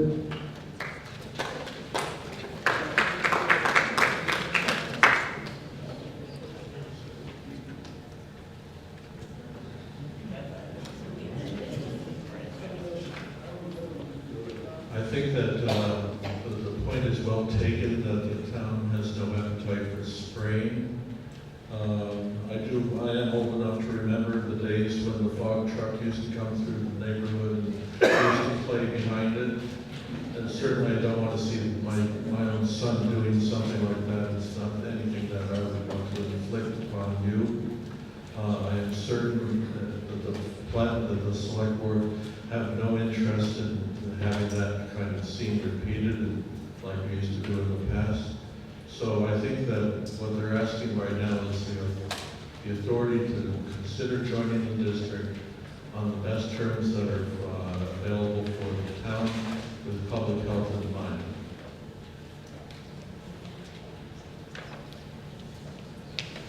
Any other questions? Okay, anyone? I just want to submit an amendment to this that says for monitoring purposes only. I think if we did that, we could all vote for this and feel really fine about it.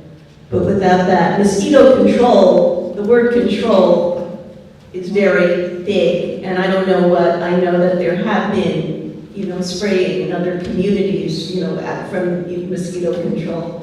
I can write that up and I can just give that to you. If you'd like to submit it, you can write it up.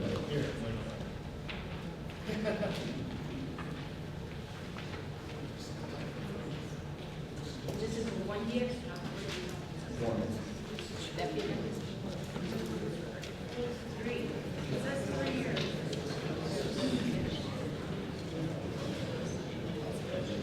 Yeah, just to clarify, in the article it says a 3-year commitment, but the motion is for a 1-year commitment.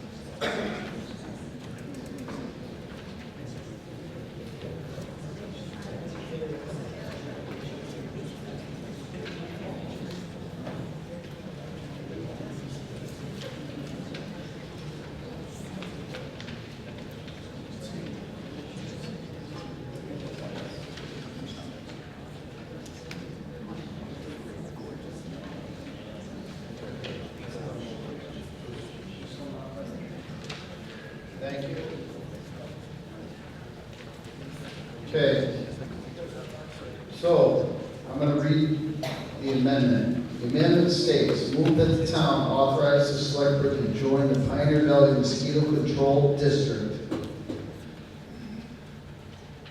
for monitoring purposes only, and to execute any contracts related thereto in accordance with Mass General Law, Chapter 252, Section 5A, and any other applicable sections of said law. Do I have a motion? Do I have a second? Okay, discussion. Emma Dragon, Board of Health. I am a Dragon, Board of Health, 6 Maple Ave.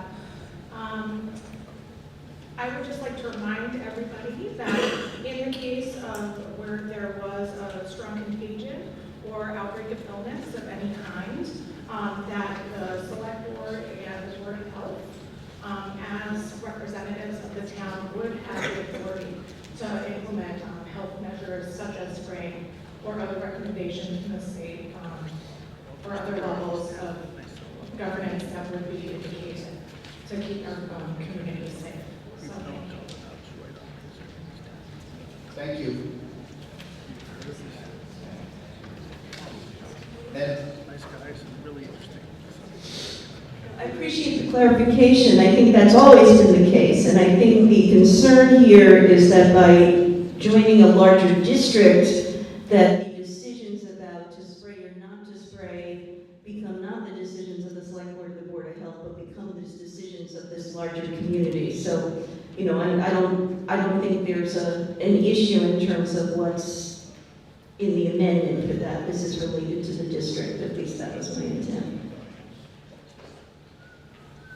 Okay, any other discussion?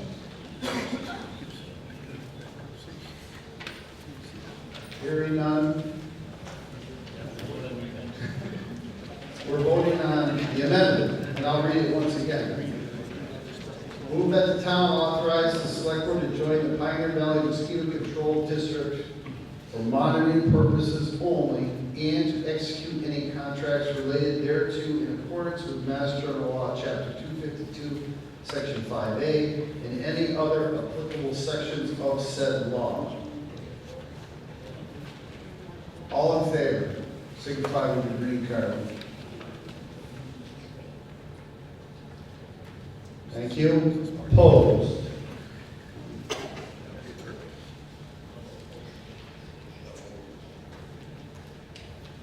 Thank you. 1, 11 to 9. Now we have to vote on it again, because it's an amendment.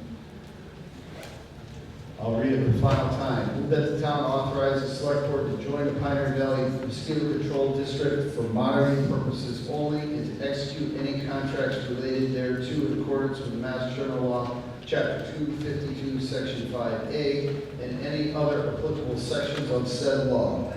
All in favor, signify with your green card. Thank you. Opposed?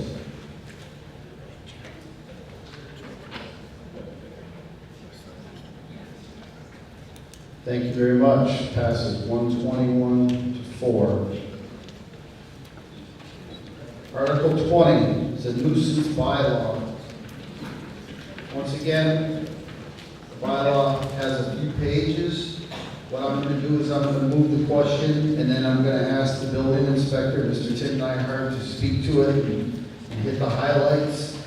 But I will, and of course, the fire chief is very involved in this bylaw also, so he'll be here to answer any questions. Motion reads, move that the town amend the general bylaws of the Code of the Town of Hadley as delineated in Article 20 of the annual town meeting warrant for May 10th and incorporated by references herein. Do I have a motion? Do I have a second? It's been moved and seconded. Tim Nyhart, building inspector. Thank you for the opportunity to talk to this.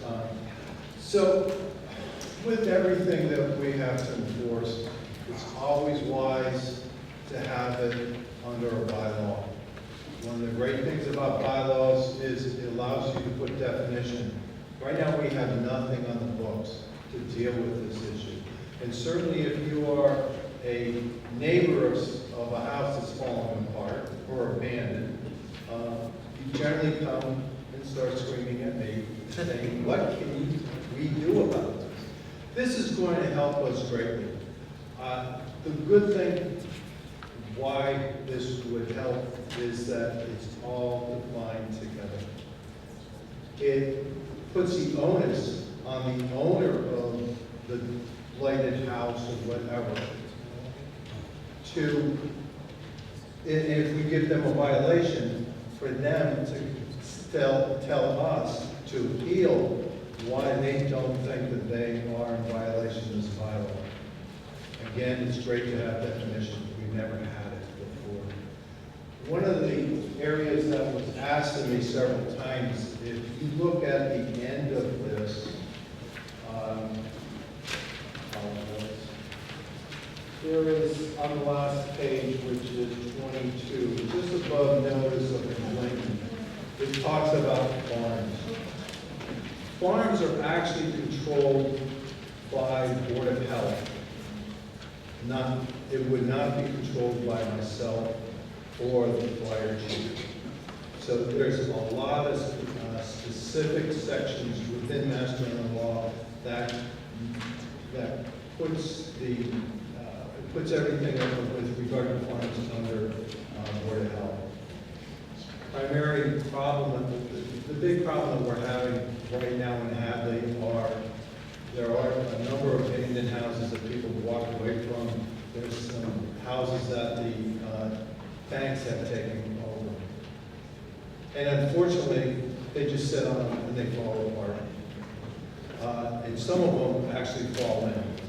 So it's going to give us a lot more ability to deal with these things and find people and make them come after us. There is an appeal way of dealing with it. People don't believe that what the fire chief and myself has stated, they have the right to appeal directly to the town administrator and the select board, and there would be a hearing on that to possibly overturn our decision.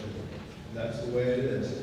So some people have come to me on this and said, hey, you're going to go after everybody in town that has a blade of grass that's more than 5 inches high. No, it's just like a speeding ticket. Yes, it says if you go over that speed limit, the police can ticket you. But please don't ticket you on every single one. We don't have the ability to go after everybody. The whole issue is let's deal with some of these really bad houses. And there are getting to be, unfortunately, too many of them right now. Any questions? Thank you, Tim. Thank you, Chief. Thank you. Okay, boy, I have a real problem with this one. And without due, Edmund Dusko, 116 Stockbridge Street. And the way the bylaw is written, if I don't like you, I can complain. That's the way the bylaw is written. That's not right. That's not fair. That happens now. I know, but it also, Doesn't mean I want to. in other things, what does dilapidated mean? There are hundreds of tobacco barns in town that would fit that description. They're still being used. They're still, I'm not gonna. Board of Health. So, If it's part of a farm, it's Board of Health. all right, but there, that doesn't say that. It's under, that's where I pointed out, it's Mass General Law, Chapter 111, Section 125A, stipulates that all. So, okay. Board of Health. It says, the enforcing authority shall take any action with regards to a farm in compliance with Mass General Law, Chapter 111, Section 125A. That's what Tim's talking about. So, the Board of Health oversees farms. Like we have a dairy farm, so the animal inspector comes out, inspects the animals, takes the number count, of actually how many you have and all that. So that's what Tim's talking about as far as farms are concerned. All right, so if I get a dead tree on my property, I can be subject to this bylaw. It is. Dead, decaying, disease, or hazardous trees. Who decides if they're hazardous? I don't even know if I got dead trees. Well, They haven't listen. all budded out yet. Listen, the tree board can tell you if it's dead or not. You know, this is just a wrong bylaw in this town. And there are better ways to enforce what is. There isn't. See, the problem Well, you're is. asking us to trust Mr. Nyhart. No, there's a process. If Mr. Nyhart comes on your property and says, Edwin, you need to cut that dead tree down, and you don't want to cut the dead tree down, you go to the select board, and you say, I don't want to cut this dead tree down, and they say, you know what, we don't care, don't cut it down, see you later, they rip up the ticket. But what You're we, asking us to put a lot of faith in the administration. That's Well, wrong. but there's a check and balance here. You have a bylaw and you have the right to appeal. Let me ask you this, Edwin. When there's a house and it's dilapidated and there's homeless people shooting up heroin in it, what are we supposed to do then? Who decides if it's dilapidated? When the roof's falling in and the rain's coming in and going, But see, that's what I'm getting at. This whole bylaw is ambiguous.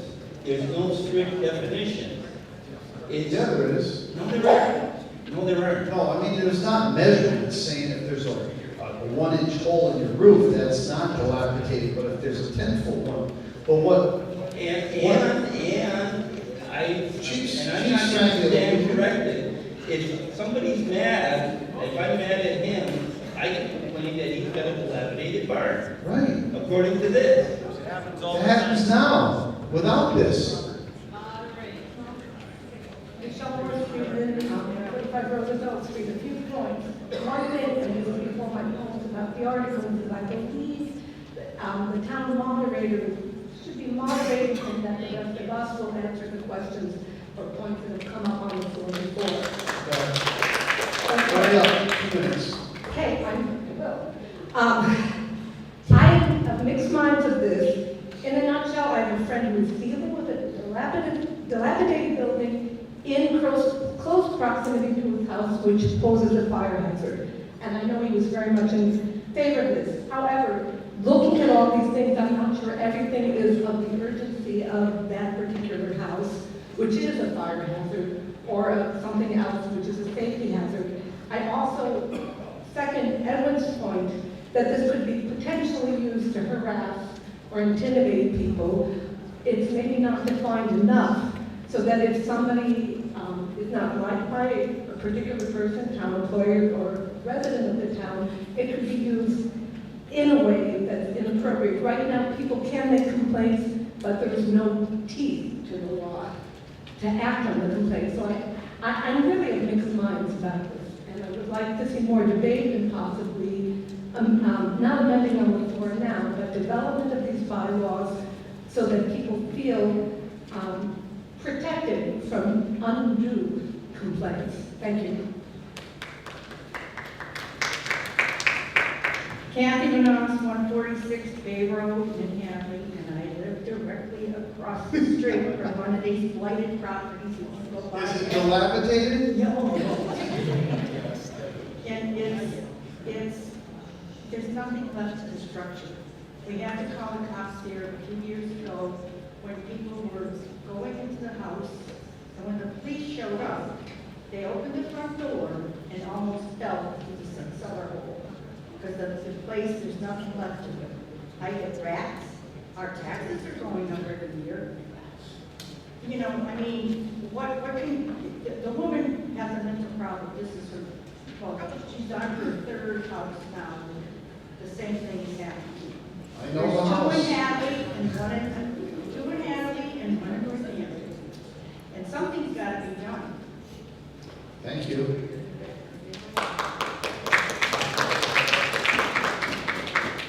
Dan Regis, 16 Lane.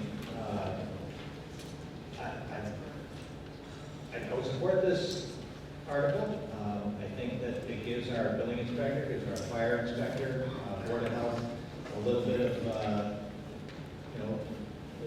little bit of leeway to go to places that, are bringing up these problems with, you got standing water in a bunch of places, the mosquito-borne illnesses.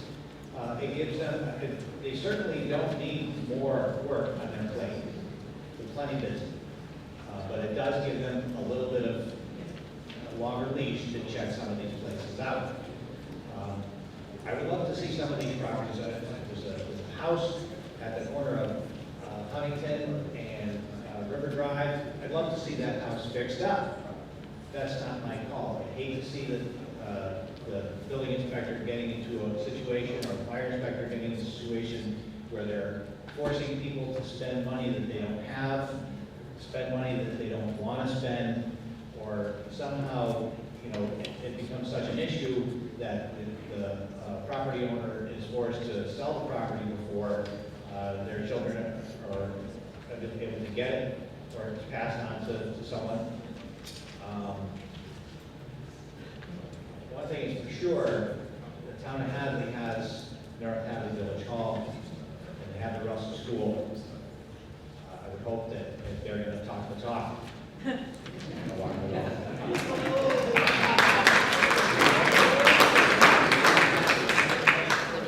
Fire Chief Spangler. Good evening, thank you. Just to add, I brought tonight, just for your information. So the bylaw is, it was really closely looked at by the building inspector, the town administrator, and I did look at it. I am unfortunately bound to Mass General Law, Chapter 148, fire regulation, or fire law, I should say, and then 527 CMR, which is fire regulation. And there's very specific rules on abandoned and dangerous buildings in that.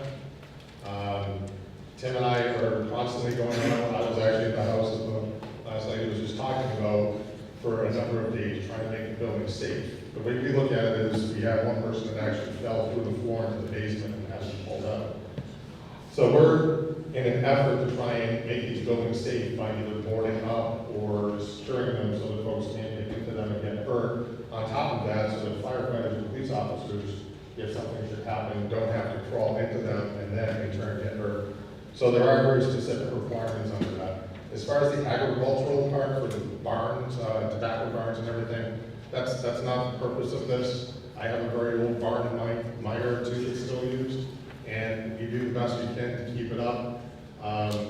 But this is strictly for residential properties, commercial properties that are going just falling apart. It's becoming a hazard. Say that in the bylaw.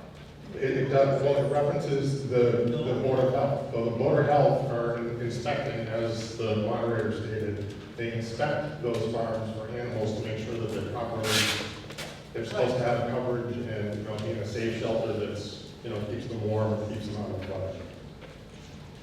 Well, do you want to respond? Yeah. Edwin Dusk, 116 Stockton Street. If this bylaw is only supposed to deal with residences and commercial buildings, and it should state it doesn't. That's what's wrong about it. It's written too broadly. You can paint, everybody in this room could be in violation of this bylaw if other people got mad at them. This bylaw is not well written, and it's too ambiguous, and it can be taken out of context. And the last thing I need to do is to defend my right to conduct my business when I gotta be out working. It's pretty simple. This is not well written. Maybe something needs to be done. I'm not gonna deny that.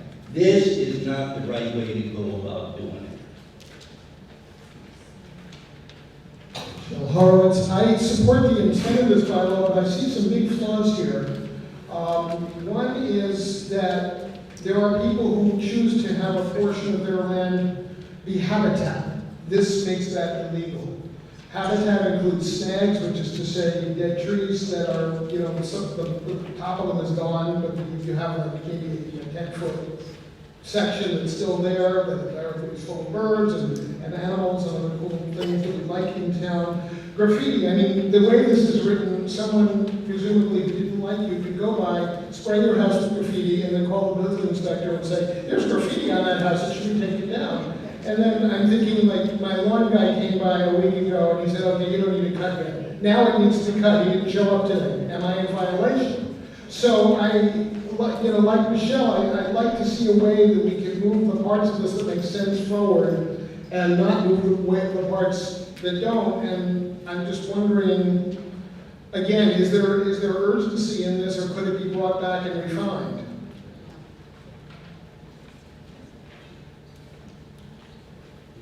So, just to give you an idea how these things come about, we peruse all other towns and try to find something that somebody has written.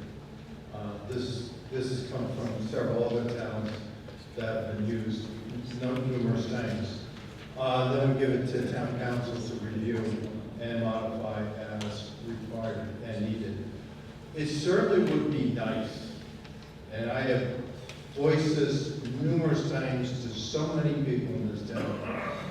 We really need a committee to work these things out beforehand. I dislike immensely that this stuff is talked about like this on town meeting floor.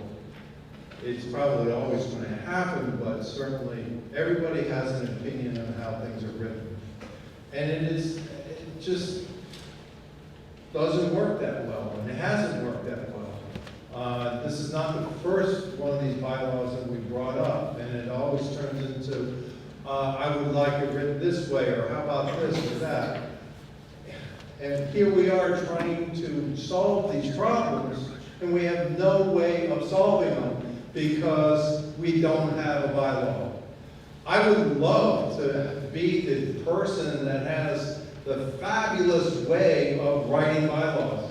I don't, nor do I have the ability to go to town council and have them write it for us. It doesn't work that way. If we could get a group of people that knows how to write, please do it. But this is what we have, and it is a starting point. If we need to change it, we'll change it. But both Mike and I need something to start off with. Selectman Phil. David Phil, 211 Middle Street, just speaking as a townsperson. I was not representing the select board.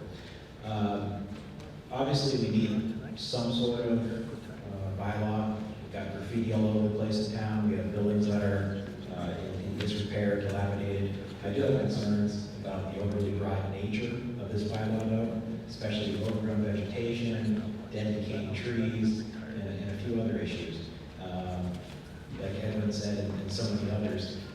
I get that farms fall under the Board of Health, but there's a lot of green open spaces on individual residences and individual property owners' property, and to be dictating what's overgrown and not overgrown, and which trees should be pulled down and which shouldn't, I think it's overly broad. Obviously, we need something to do with the graffiti and the blight that we're seeing in town, but I'm just not sure this does it. Thank you.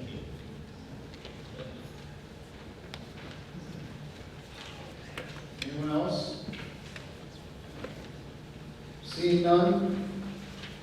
All in favor? Please signify with the green card.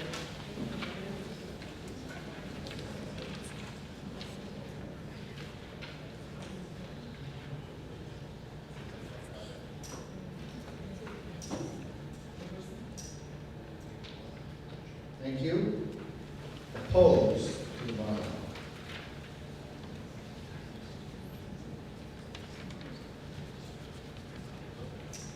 I ask that you count abstentions. What's that? I ask you to count abstentions also. Okay. I was counting.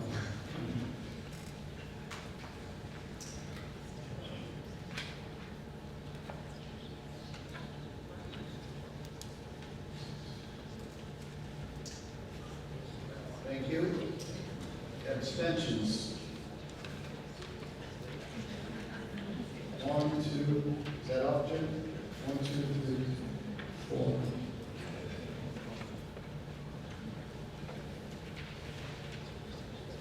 Article passes.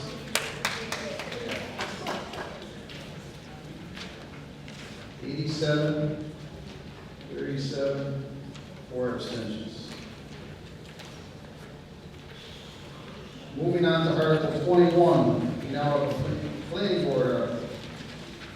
Once again, Article 21 has some language to it, and I will read the motion, and then the planning board will speak to it.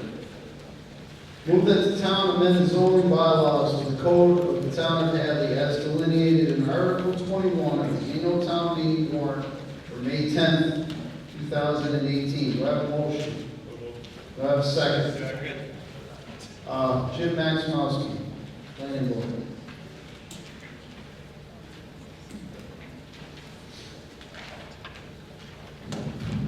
Planning board recommends this article 5-0. Explanation. Article 20, zoning bylaw section 25 is the inclusionary zoning section, which basically requires if you put in more than so many units that there be affordable units within the development. Section 27, the senior housing bylaw, is exactly that. It's the new senior housing, similar to what's going up on East Street. And that has an affordable section in it. Section 25, inclusionary, was adopted in 2006. Section 27 was adopted in 2008. Last year, 2017, was the first time we had to utilize either one of these bylaws, and lo and behold, we found some issues. The senior housing bylaw affordable section was different than the inclusionary zoning affordable section. So we ran into a little bit of issues there. We ironed those out. These amendments basically take the affordable section from the senior housing and require reference to inclusionary, so that any senior housing must be the same as any senior housing affordable must be the same as the inclusionary. It makes them very consistent. The only other change is that when the inclusionary was adopted in 2006, there was a housing trust fund that was not adopted because the finance committee at that time said it was not a good idea, that it gave the trust fund, gave the town or the committee too much authority to borrow money, and it was true.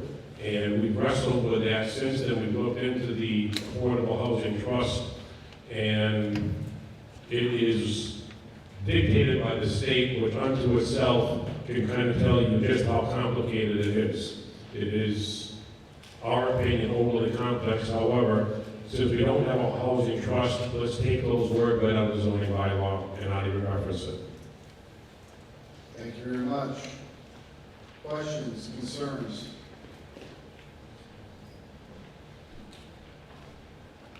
Seeing none, this is a planning board issue, so it requires a 2/3 majority. All in favor, signify with the green card. Thank you. Opposed? Abstentions? It passes unanimously. And our final article tonight is by petition. And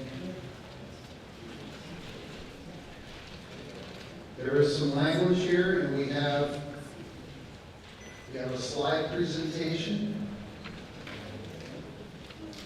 And I'll turn it over to Linda. Yeah, you can speak here, that's fine.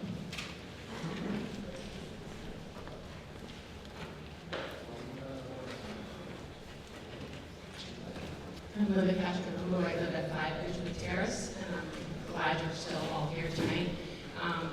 Ranked choice voting is a proposed change to the way that we vote, so that instead of selecting a single candidate, you rank the candidates in order of preference. You pick a first choice, second choice, third choice, and so on. This article is proposing this change for our local elections, and this is a short 2-minute video that shows how it works. And I hope that it will answer some of, at least some of their questions in a short time frame. I recognize how it is.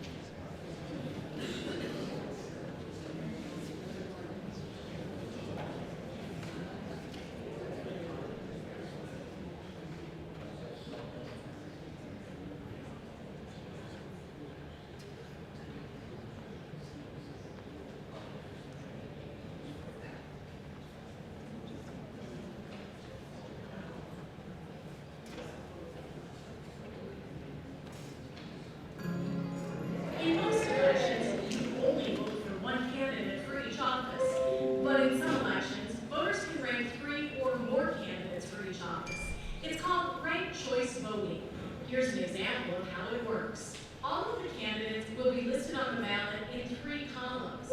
Make your first choice vote in column 1 by filling in the oval of the candidate you'd most like to win. Vote for your second choice in column 2, and make your third choice in column 3. That's all there is to it. Now let's see how the votes are counted. Let's say there are 4 candidates running for mayor: Asha, Zach, Omar, and Lucy. Once the polls close, we count all the first choice votes first.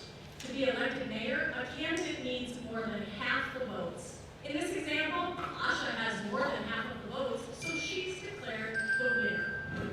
However, if no candidate gets more than half the votes, we start eliminating candidates and counting the next choices of those who voted. In this example, Zach is the candidate with the smallest number of first choice votes, so he is cut. We use the second choice votes on Zach's ballots and count those voters' second choices instead.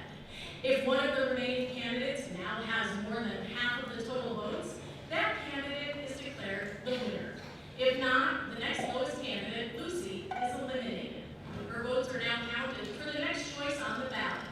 Some of Lucy's votes went to Zach, who was already eliminated, so those new votes for Zach instead count for those voters' third choice candidate. We are now down to 2 candidates, and Omar clearly has more than half of the votes. That makes him the winner. That's how ranked choice voting works. For more information,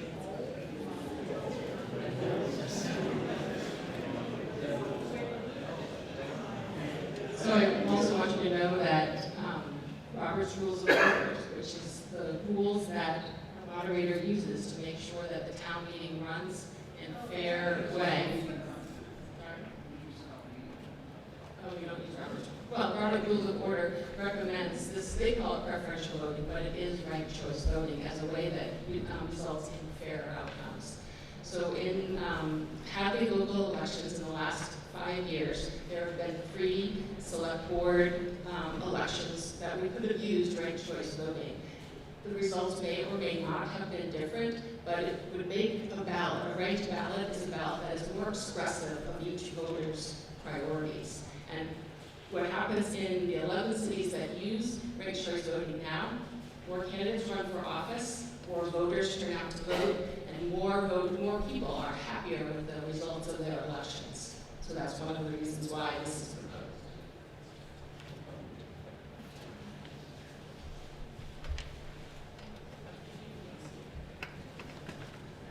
Thank you, Linda. Does anybody have any questions, concerns?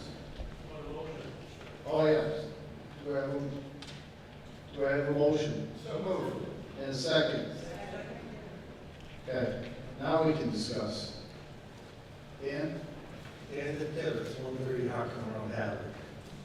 The last part of that video where the person comes in second and then at the end they say, well, he clearly won the election. I don't follow that, number one.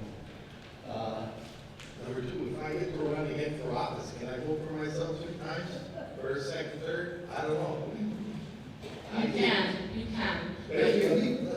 You were up there quite a while. I don't understand this. I don't see that we need it. I can see ranked voting if we're gonna look at a building we're gonna build, okay? And we have 3 choices for that building. This would have been appropriate for that.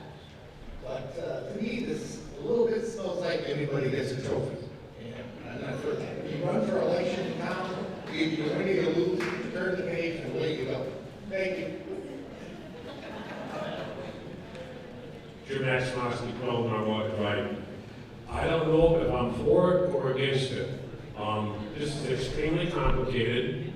It changes the fundamental way we have voted forever.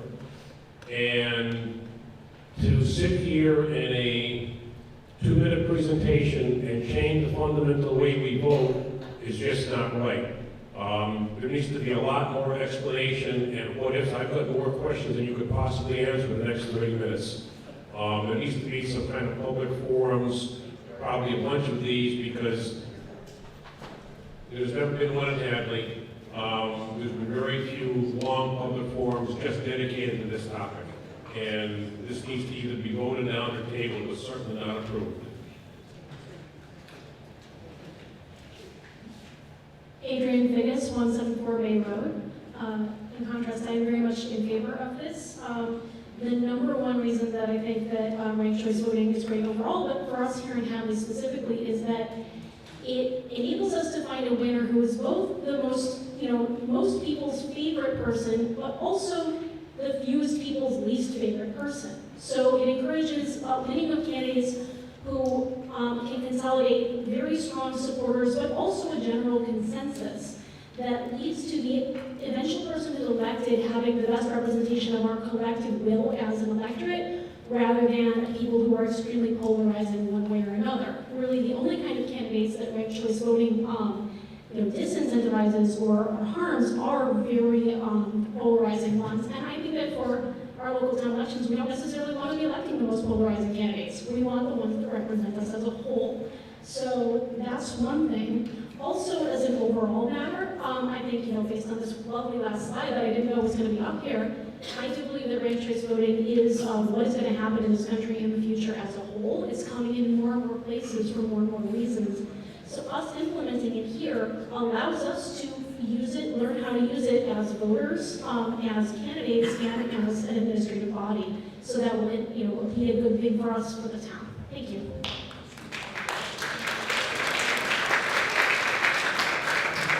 Andy Morris, Freeman, 45 Roosevelt Street. I really like ranked choice voting. I think it cuts down negative campaigning. I also like it because it eliminates the problem with our elections, which is there's someone I would like to vote for, but I don't think they can win.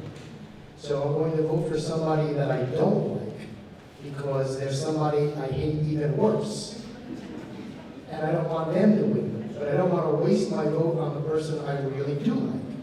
So ranked choice voting allows you, in good conscience, to vote for the person that you really want to win, regardless of the political dynamics. Now, with all the votes moving around and swimming around before your eyes, I know this could seem more complicated than I think it is. You don't have to figure out where your votes land in which boxes. Okay, the registrar of voters does that. All you have to do for ranked choice voting is know 1, 2, and 3. If you can count to 3, you can do ranked choice voting. Your favorite is first, your second is second, and your third is third. So one of the 2 people that you like vote best is probably going to win. I think it's a way to shake up the political system that we really need right now, and we can join the wave in Massachusetts that's switching to the system.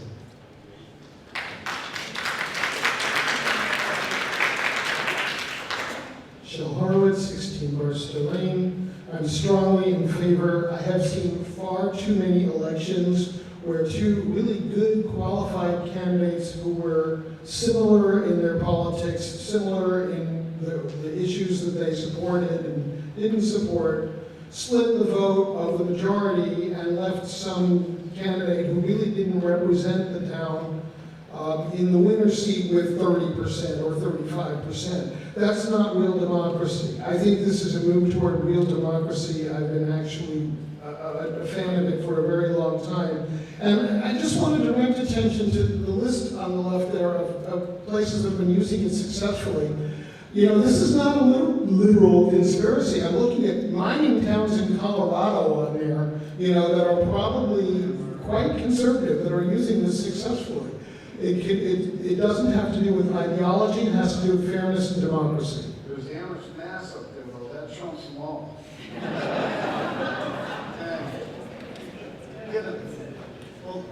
Missy, and then...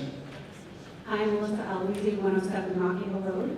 I originally was not in favor of this until I did attend a forum, and there were forums. I counted at least 3 offered, and I was able to make it to one. It was actually at the Hadley Mothers Club, and the presentation was about 15 minutes long, and there were flyers everywhere. And I did my research, and the one thing I really gained from it that swayed my opinion was that it encouraged more people to run for office. And because people who might not want to run against their best friend or their neighbor, it encouraged them to run for office. So that was what swayed my choice. Thank you.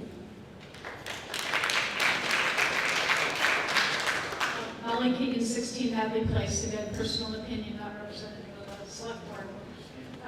So first of all, I have to applaud the folks who are behind this effort. I don't think I've seen people put as much time and effort and try to find as many possible avenues to reach as many people as the folks. Linda, thank you for all the work that you've done on this and everyone working with you. So again, monumental effort. And intellectually, I agree with this for a lot of the reasons stated. And I think the one issue I'm struggling with right now is I'm just not a fan of being on the bleeding edge of anything. I understand that this is a movement and that in all likelihood it is the future. Again, I agree with it for the reasons stated, but from an implementation standpoint, I would prefer to see Hadley. We don't have tremendous resources here, so a little bit to the sideline, watch how it goes at other communities across the Commonwealth. Learn from their issues and mistakes, because there will be some, and there'll be, conflicts of the rest, whatever. And would love to see this come back next year, but just not now. Mr. Moderator? Yes, sir. John Allen, 111 Middle Street. I'm one of the few people in town who was in a race where this might have applied, and I'd like to give you my perspective on it from one of the candidates. When was that? It was in 1985, probably before you were born. I remember the election. Yeah, so did a lot of people. There were 5 people running for selectmen. 2,000 people voted. Think of that, compared to today's races. I won the election with 800 votes and was declared the winner. And everybody was happy, except now that I've learned about ranked choice voting, I realize that I served in the town for 3 years with only 40% of the people behind me. Think of it. Now, from a point of view of the guy who won, that's not a very strong position. But I'd also like this body to consider the point of view of the people who lost. 60% of the people who got off their duffs and went down to vote were sort of blanked out. Their candidate didn't have a chance. So, the 1,200 people who participated in that election didn't have a chance to really have an effective voice. So I would be very strongly in favor of this. As all the selectmen have said, they'd like to encourage more participation in politics. If this is a way to do it, if this is a chance to do it, I would again be strongly in favor of it. And I think, as someone just pointed out, in addition to me, the person who wins ought to be the one who has the majority of the votes behind them. Thank you.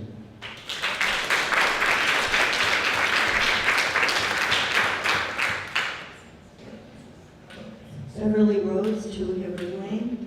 This is more of a technical question.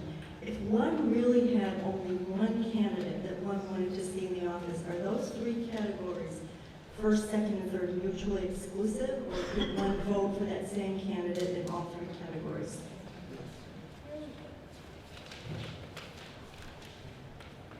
So you could vote for the same candidate all 3 times.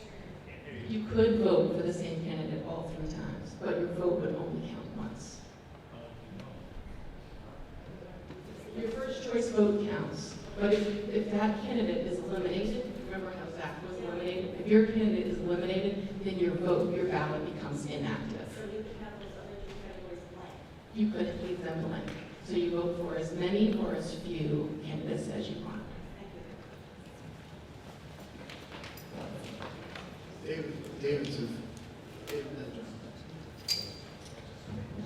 David Phil, 211 Middle Street, again, personal opinion, not representing the select board. I had a chance to sit down with Linda and talk this over, and there are some good aspects to this idea, but unfortunately, I don't think that the town is ready for it at this point. There's issues with the cost of voter education drives that would be required for changing our method of voting. We have to buy a new ballot counting machine. My understanding is the current machine we have can do some of those countings, but when we get to the second and third choice machine. I just think it's a solution in search of a problem. We don't have a problem with negative campaigns in our local town elections. It doesn't, we don't have negative videos like on the national level. We don't have attack ads. We don't have things like that that are being addressed. I just went through a campaign, and I think it was a very civil campaign with a lot of candidates that had very different viewpoints. So this changes nothing on the national level, and I don't understand how it's going to change. I guess this we have animosity amongst candidates here at the local level. So I'm against the idea. Thank you. John Michowski. How many towns and cities within a 100-mile radius of Hadley that has this system in place?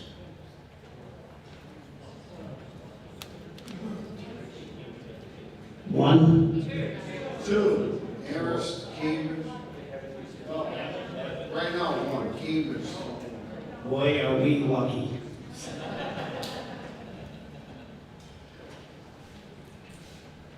Joyce West, 219 Bay Road. This may be a way of the future. There are very few of us here for a number of voters in town. This is mass confusion. This is going to have to really, really be explained deeply. And I really think, as Molly says, we should sit back and wait. I don't care to be on the cutting edge of something new. Let's see how this works for the others. We're a small town. This is going to actually turn people away because there's going to be a lot of confusion. And I would not like to be the registrars at the voting tables of this one. So I ask you to please vote no. If we had 500 people here tonight, we'd get more opinions on this. This is not for this small thing. Please vote no on this. Maybe later on, let's study it, let's look at it, let's work on it more. Thank you. Hi, I'm Dina Friedman, 16 Barstow Lane. I think this is a really good thing. I wish we would have it for the upcoming state senator and state rep election where there are many candidates running, and I think it would be great to have a choice and be able to rank them rather than just pick one and possibly sacrifice someone else who you support, and I think that's what this is really about. I recognize that doing anything can create some technological snafus, but as I understand this, it's basically saying what's your first choice, what's your second choice, what's your third choice.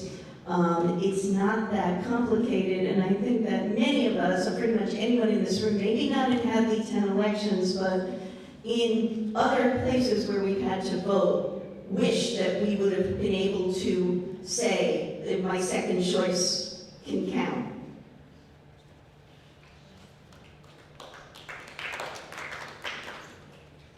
Edwin Matusko, 116 Stockbridge Street. Town of Hadley is 357 or 9 years old. We've had elections done the same way, and we're still here. The simple fact that only a little over 1% of the country is using this technique doesn't sway me at all. When it comes for elections, I myself vote for the candidate that I think will do the best job.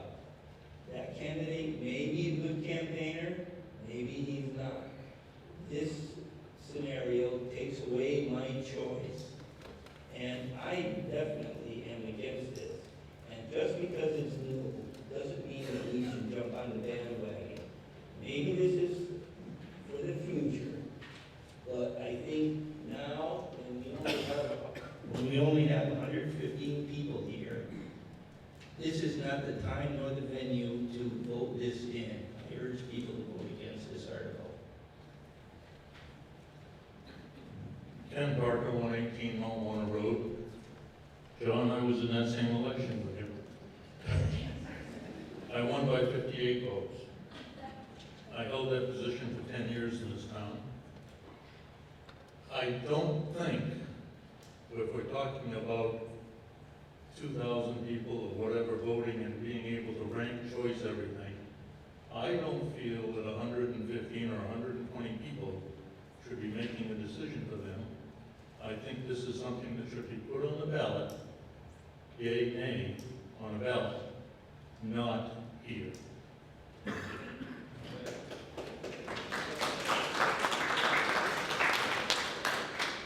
Shel Horowitz, I am confused by Mr. Machusko's statement that this would deny his choice, and I would like to request the moderator that I could ask him to explain that.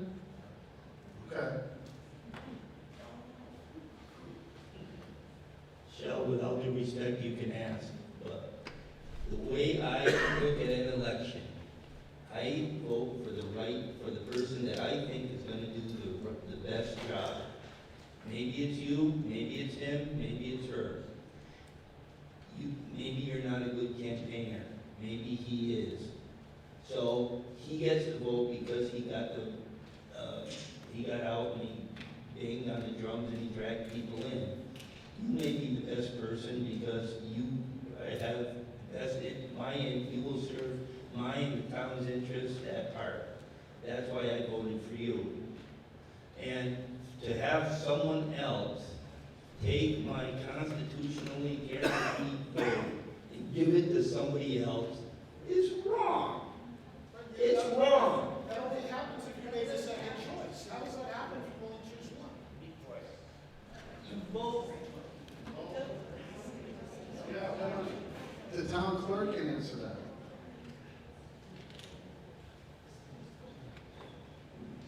Okay, I as well just found about ranked voting when Linda came into the office and submitted a petition. I have done an immense amount of research since then, and perhaps I can answer the question right there. And it was a big concern for me, one of the biggest ones, is that I cannot at this point support this for an election outcome where the same election could possibly change based on randomly picked ballots. If the example they did not show up on stage is that if it's a two-person race and one person gets 65% of the vote, they take away 50% of that person's vote. So your vote for that person does not count and it automatically gets brought to the second person. I cannot agree with that.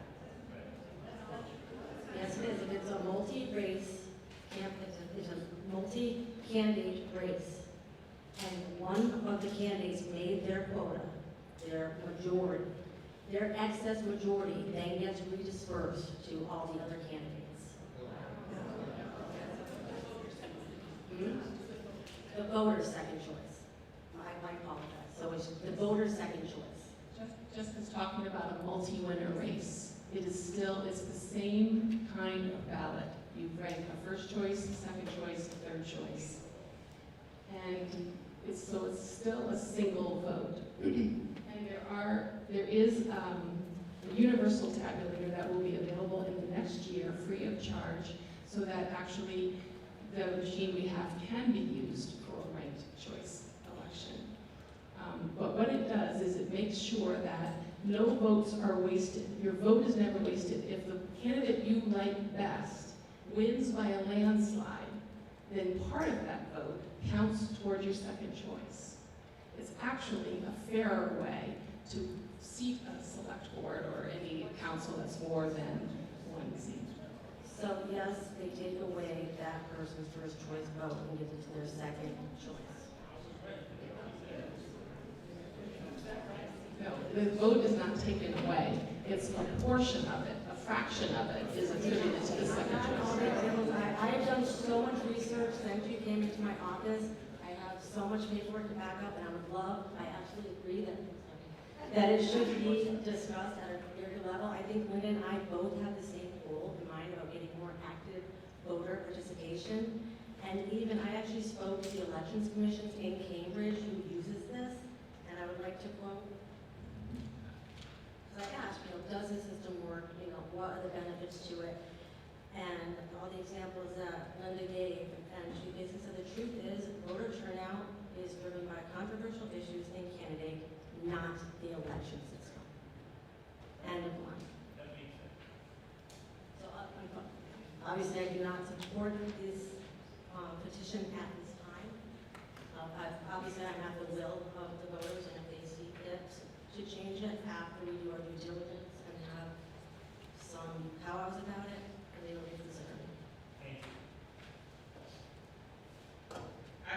table this petition. I think it needs to at least wait until the fall town meeting so that we have more information and more people are able to vote on it. I also agree that 115 people should not be voting on this for the rest of the town. So I think it should go to the ballot, and I also think that we should table it at least till the fall town meeting. Is that a motion? That's a motion. Emma Dragon, 6 people out, that's what I was gonna say.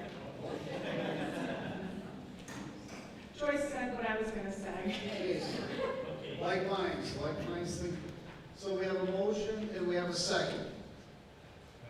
So the motion was to table this until the fall, correct? You gotta write that out? No, she doesn't have to, because it's a motion, not an amendment. All in favor of the motion, signify with your green card.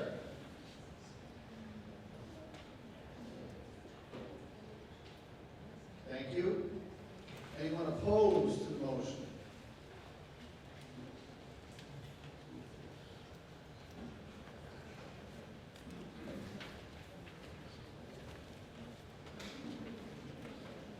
Thank you. Anyone abstaining?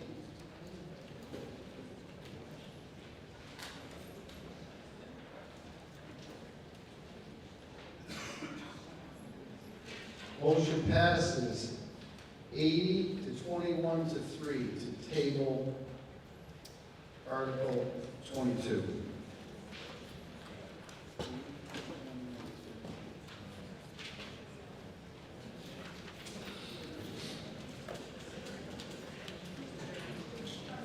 Motion to adjourn? Second? Aye. Thank you for coming. Meeting's closed.